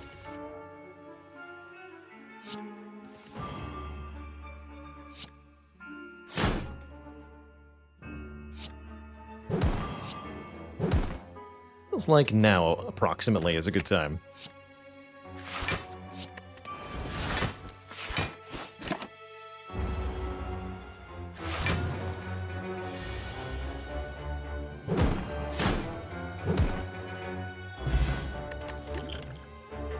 Ooh, upgraded Shrug is nice. Sword Boomerang Plus also reasonable. We wanted more damage output. Ultimately, we still don't have strength completely sorted. But I think the defensive utility of this Shrug, especially with Calipers, is going to be beautiful. In the late game, the Calipers are going to help me avoid the downside of the Runic Dome, which is quite beautiful here. Alright, do I think I can take this Elite? I think I should take this Elite, because I think we need help. Good luck to me. Very happy to see these three. Use the blood for blood.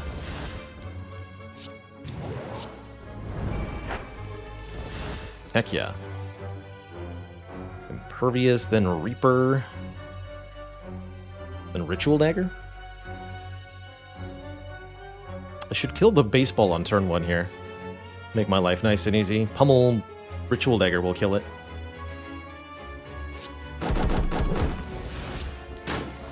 Good. Get that thing off the field.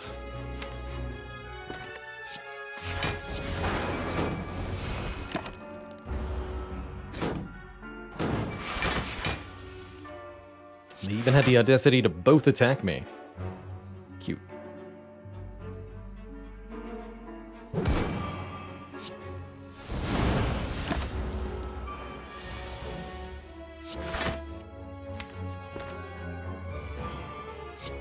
Oh. Okay, that fight went really well. We got a potion, a lot of health, and a Feel No Pain Plus. Okay, I think that's the missing ingredient to actually make this deck function. This should be our late game solved. Just in time, too. Because now we have to put it to practice against this guy. He is going to test our abilities pretty thoroughly here.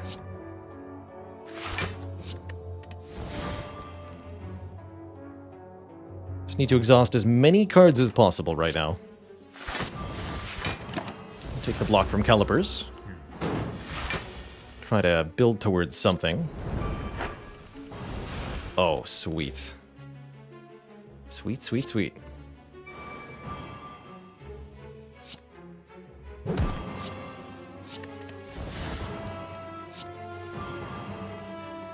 Feel No Pain. Reaper. Fiend Fire.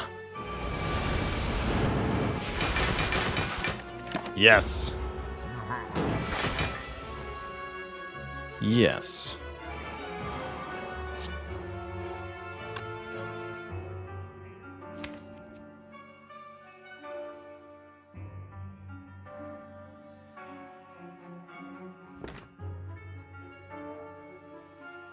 Just uppercut plus headbutt?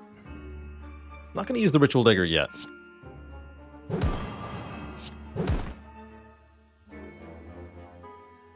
Burning Pacts. Okay, starting on this turn, we're attacked for big damage.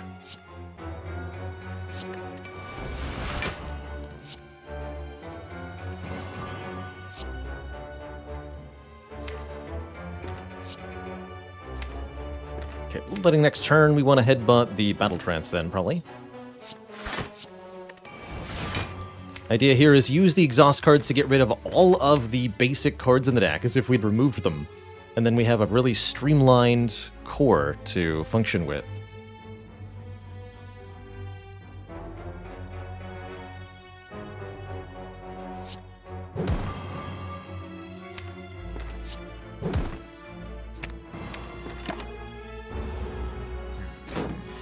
Goodbye.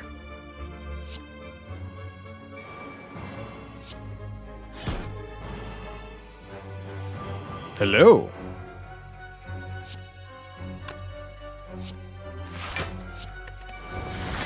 Bash, clothesline, blood for blood, a ritual dagger. Beautiful.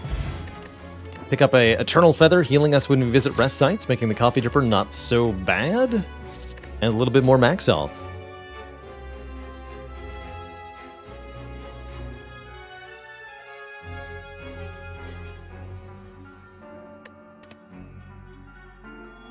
Don't want a second headbutt, although a second headbutt could have been pretty good there. Incense burner in a chest here is absolutely filthy absurd. Wow. Fantastic luck there. Debating, do we go to 2 shops and try to remove 2 cards, or do I take 1 more combat here, level up the dagger a little bit more, and go into the final shop a little bit more enriched? Feels like one more card reward, 1 more combat reward could be pretty helpful.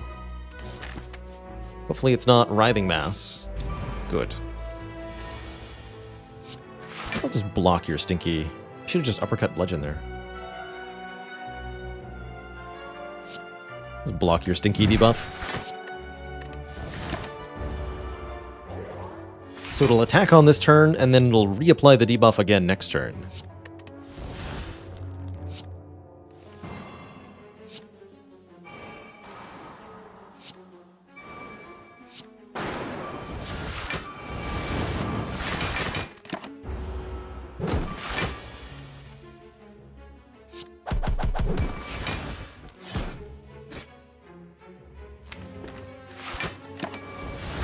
Debuff, and now debuff plus attack. But you're too late. The ritual dagger has arrived. Turn 2 intangible against Awaken 1. That's pretty comfortable to me.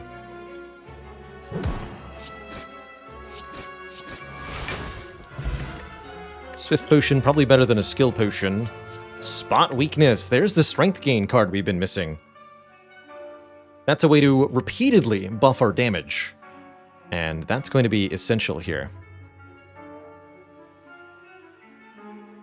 Block Dude, thank you so much for 3 months. Stinky debuff was your name in college. Can empathize with that.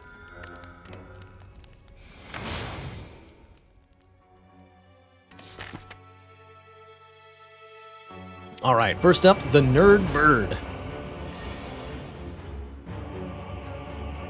Could gain 2 strength here.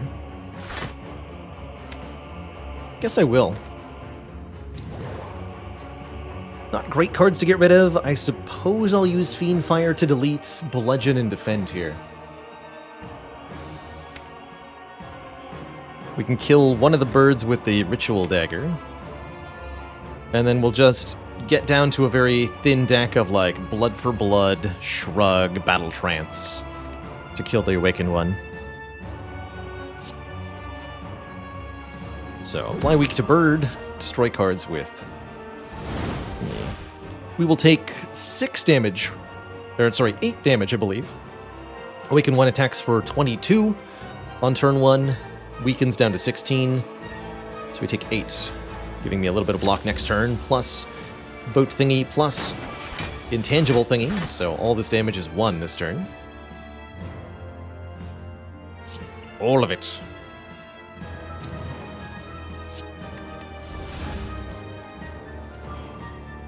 There's Ritual Dagger. Let's go Bloodletting. Just play the Reaper now? Or I can Reaper back later, once I've gotten all the block.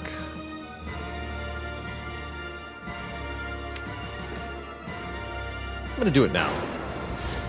A little Impervious and 2 grids. I'm supposed to play that though, weren't I? I can headbutt it.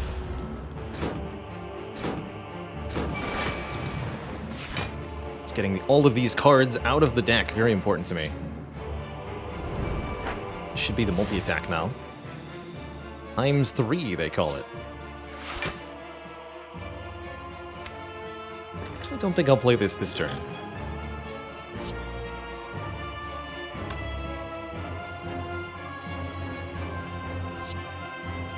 8 damage 5 times. That's a lot of damage.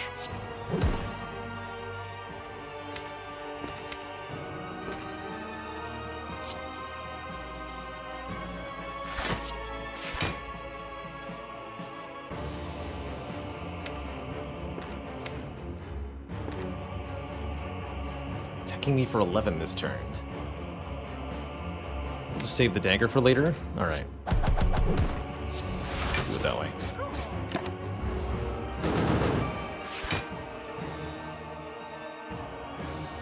Nice thing about spot weakness in this fight is that the Awakened One literally always attacks, so you can't possibly miss.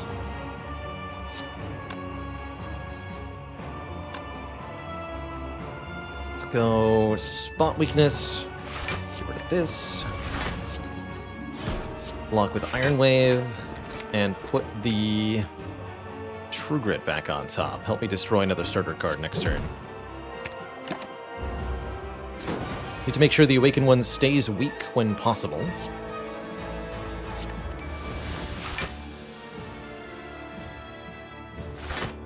To reduce incoming damage substantially.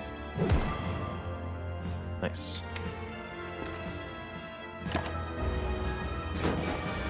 Now I have no block. So, this is a 10x4 weakened to 7x4. 7x4 damage this turn.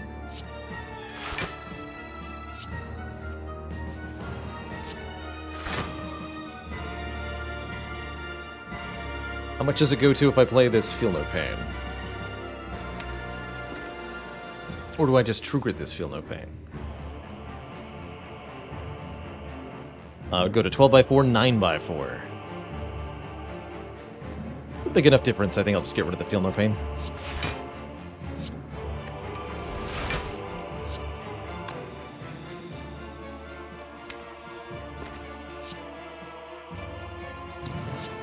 Getting strength.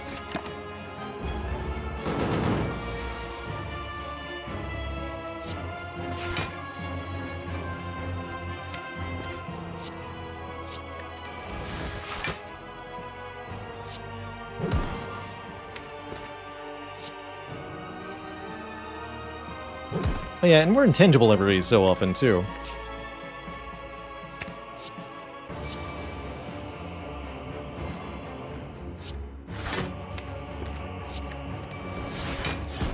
That also provides opportunities here.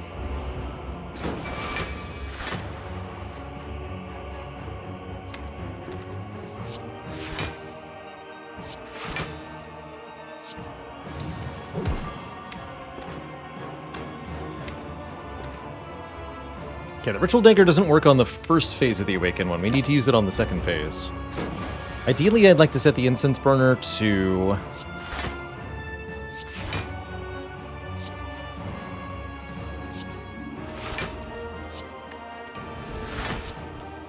block the first attack of the Awakened One's second phase. Big attack it does after being killed.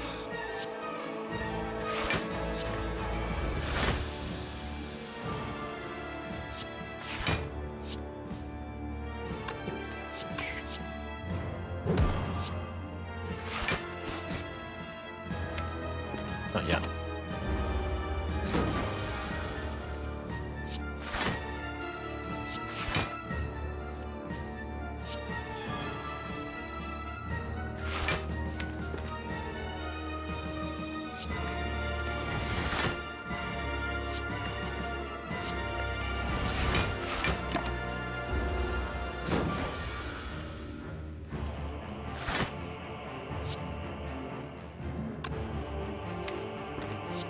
Gonna run out of cards to exhaust real soon here.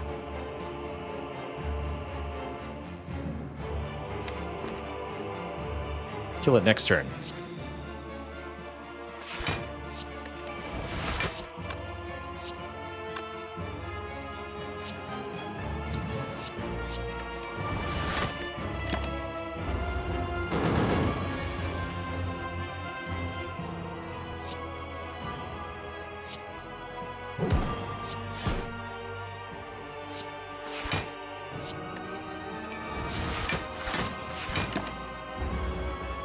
So this is only a 1 damage attack now.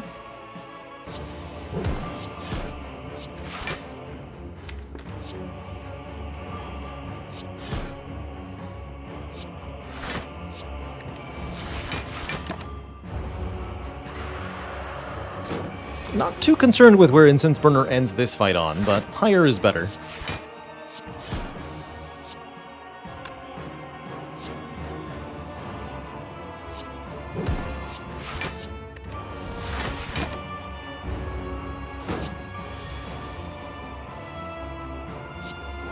I can use True Grit on the Voids? That's funny.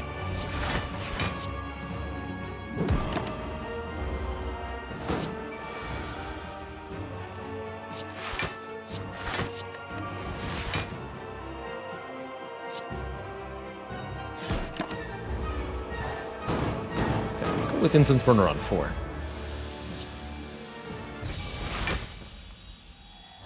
Okay, a well-executed fight. We're up against Donu and Dekka now, of the Wobbly Twins. Maybe I wanted Intangible on turn 3. Oh well, Calipers should make it mostly irrelevant. Definitely want to kill Dekka first, Donu first here, to stop the strength scaling if possible.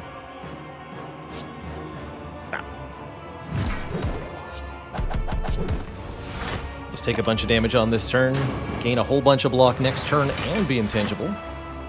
Would have been a nice time to draw Offering.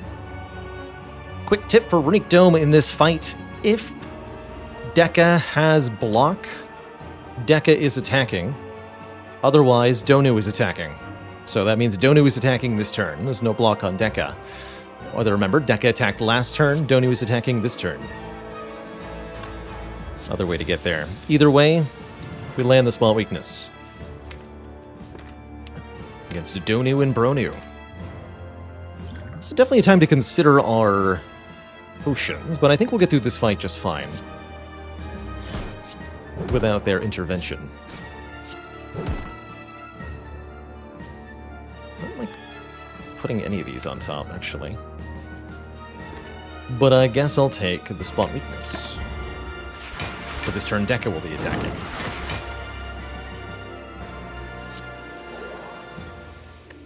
Nice. Reaper does nothing here. Guess I'm just going to play the Fiendfire then.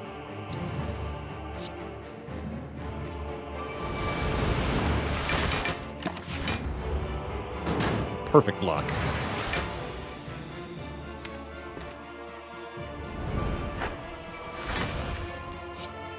Bye! Wait. Okay.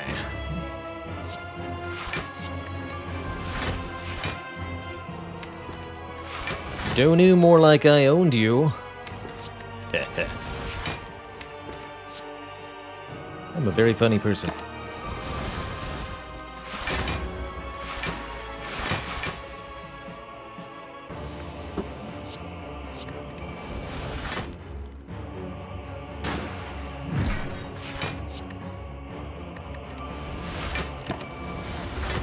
Okay, and from here we should have leeway to set up Incense Burner for Act 4, which is really the most important thing that we can do for ourselves, is ensure that the turn 2 of this upcoming elite fight is not threatening to us.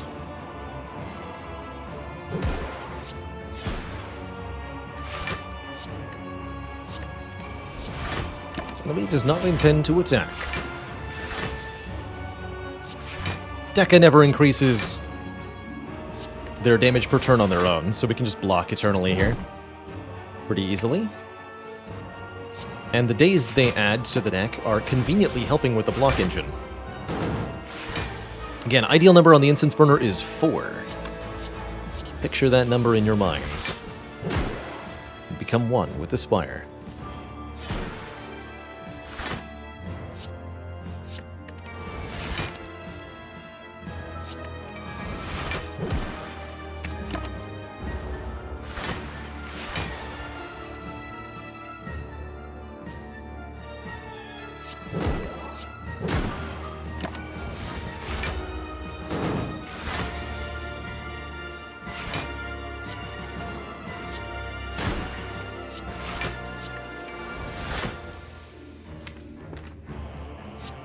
Okay, 2 more turns.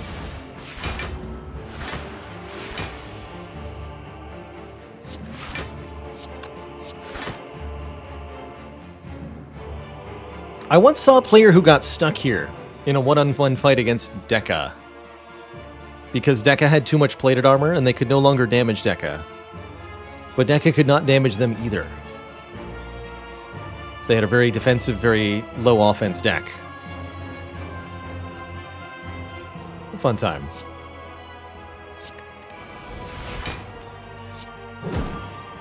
Sad way to die, though.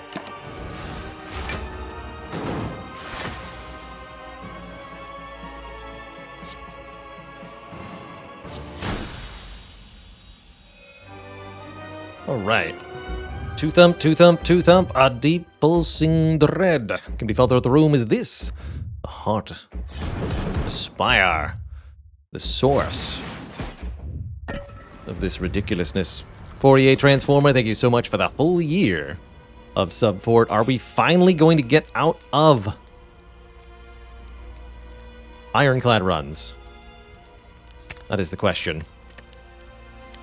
Pretty tempted to upgrade Feel No Pain, particularly with the calipers. I think you could very reasonably upgrade Burning Pact as well, or maybe the Impervious for plus 10 immediate block. Ultimately, the Feel No Pain will be the best block upgrade, though, if we want block. If we want draw, then we should upgrade Burning Pact. I think I'll take the draw. Decrease the odds that a bad order hurts us too much. We'll also seek to remove a card here. Oh my, another Feel No Pain is offered. Another Impervious is offered. Dolly's Mirror to duplicate any card in the deck is offered. Really like duping Offering in particular. But a second Feel No Pain Plus would also go a really long way here. Sad news is I can't Dolly's Mirror and remove a card.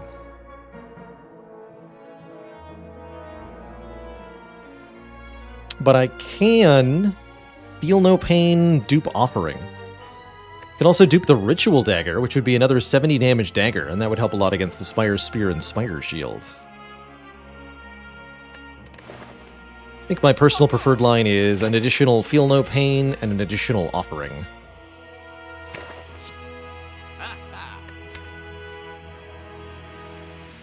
So we have lots and lots of stuff. Lastly, but not leastly, what about this Pommel Strike Plus? Pretty good, actually.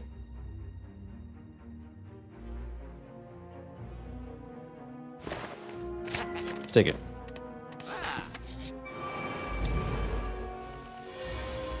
Uh-oh. Bash, you're out of here. So, on turn 1, Spire Spear always attacks for 6 times 2, and puts 2 burns directly on top of your deck. Spire Shield may or may not be attacking. We can actually figure out whether they are or not with Spot Weakness.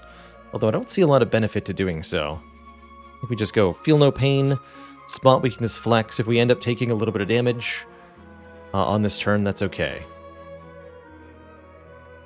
We're always intangible next turn.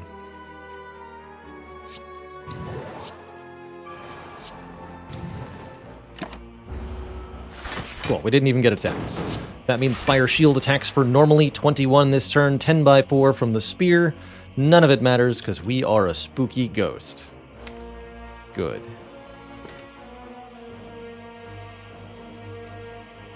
And let's try to kill the Spire Shield first. They'll be attacking me on turn 3. We should have kept that. So this turn, Spire Shield does big numbers. Hope is to kill with Fiendfire. And slash or ritual dagger.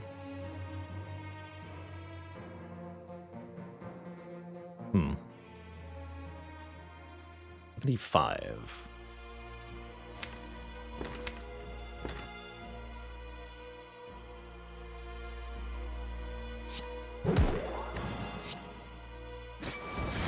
There we go. We get what? Impervious Fiendfire? Yeah. Okay. Do we have any attacks left? Yes. Now we are Blockman. Lord of the Block. Doing my best not to take any further damage here. Might not be possible, though. Ideally, we also win with the Incense Burner on 4 or 5, so I'd love to kill on this turn if possible. Not possible.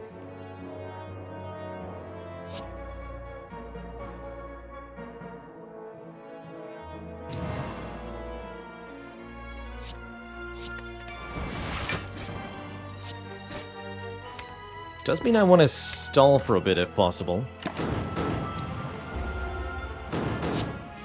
I think this setup wrong is really bad.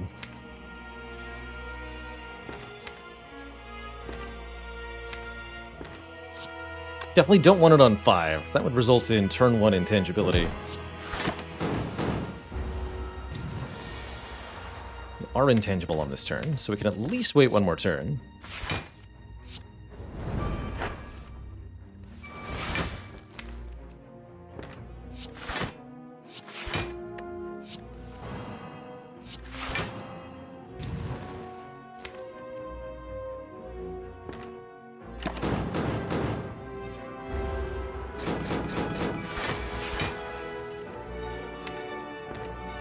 It's not 2. 2 and 5 are the bad numbers.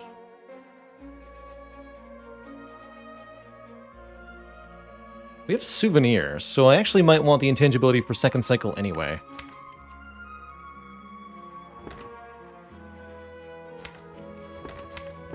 Okay, I'm going to end the fight now. Statue, thank you. Second win, we missed you desperately last run. This time, I'm not missing the chance to put you in the deck, letting me exhaust all the stinky statuses the heart puts in. We'll rely on the damage from Thorns, and a heck of a lot of block to beat the heart.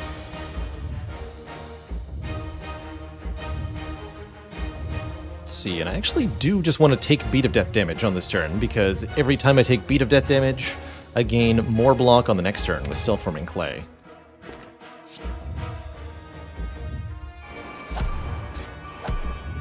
Perfect.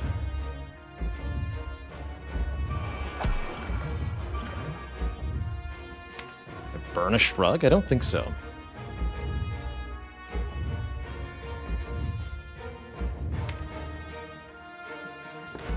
Good thing about Swift Potioning here. It doesn't seem like it's that good an idea, though.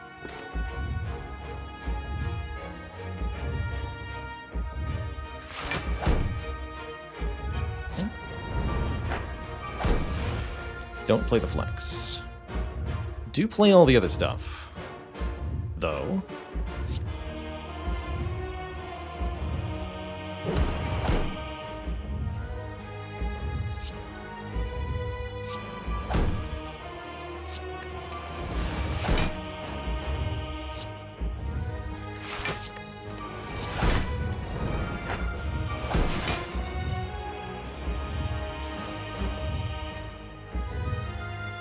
Wonderful.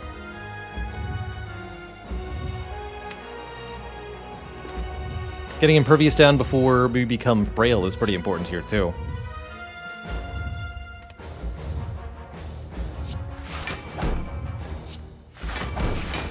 Let's do that. And I get an additional 18 plus 14. We have a 87 block right now. Hype.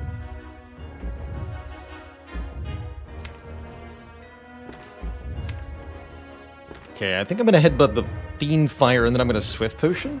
Or do I need more damage out of Fiendfire? I think I just need Fiendfire to destroy cards for me. Getting rid of Defend and Clothesline at a minimum, plus maybe a couple other cards here. Or I could actually Headbutt Burning Pact, might even be better. Headbutt Burning Pact.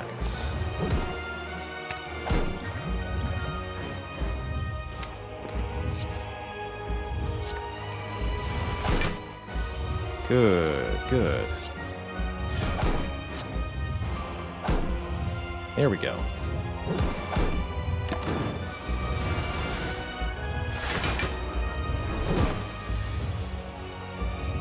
Okay, we are being attacked with a multi-attack this turn. That's right, still a debuff turn. Spot weakness. Haven't even used our intangible yet, don't forget. Get rid of this. Don't matter much.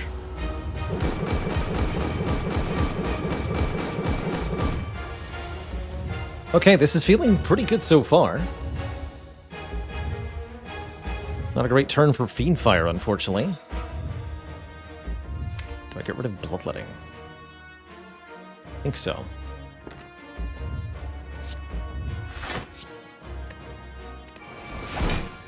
Could also Fiendfire the Bash and the Strike, but it's a really sad Fiendfire. Let's play this a little slow. We're intangible next turn.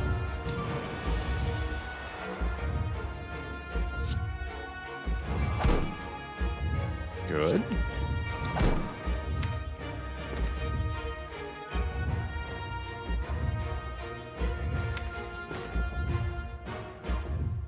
Okay, now Pummel is doing appreciable damage. We can do Pummel, Headbutt, Iron Wave, Shrug, second win, using the energy from the Nunchaku. Leave Bludgeon out of it this turn.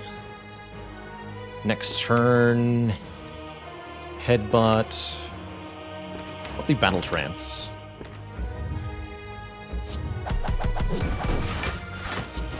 Nice to see Iron Wave still contributing. Even if only barely.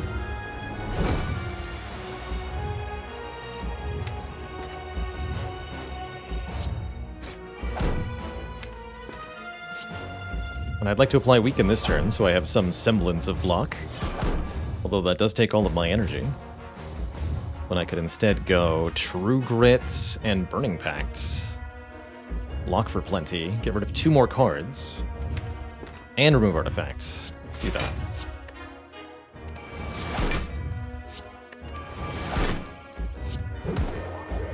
And that's a perfect full block. 4x15 coming in.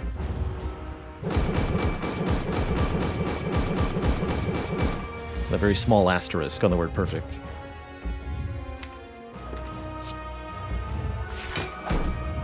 Okay, Fiendfire's here. Definitely time for Fiendfire. Not a bad second win either. But let's just destroy it all. 10 block per card means that's 90 block. And a heck of a lot of damage.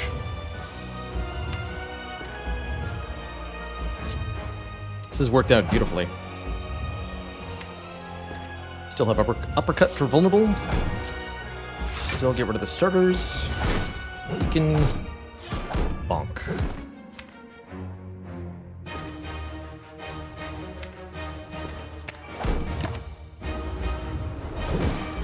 Nice and smooth.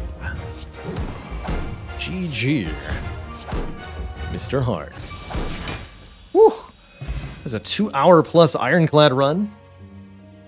Finally getting there for the win. GG. Really had to work for that one. GG.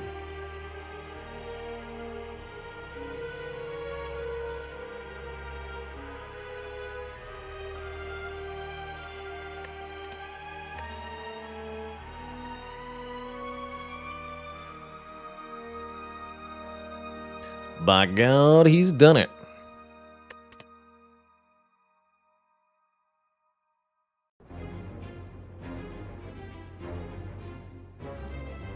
All right, folks. The Spire sleeps. And so shall I. That is going to have to do it for me tonight. No Stardew planned with Sneaky Teak tonight, hoping that there'll be a collab between myself and him of some sort next week. Not sure if that's going to be Stardew or if he'll convince me to play Storybook Brawl. But I am going to be signing off here and now, heading out, grabbing some dinner, and then getting to bed. A big resounding thank you to everybody for tuning in. It was wonderful to see Spire at GDQ today. Thought that was incredibly cool. And I hear there was some other really good runs today, too.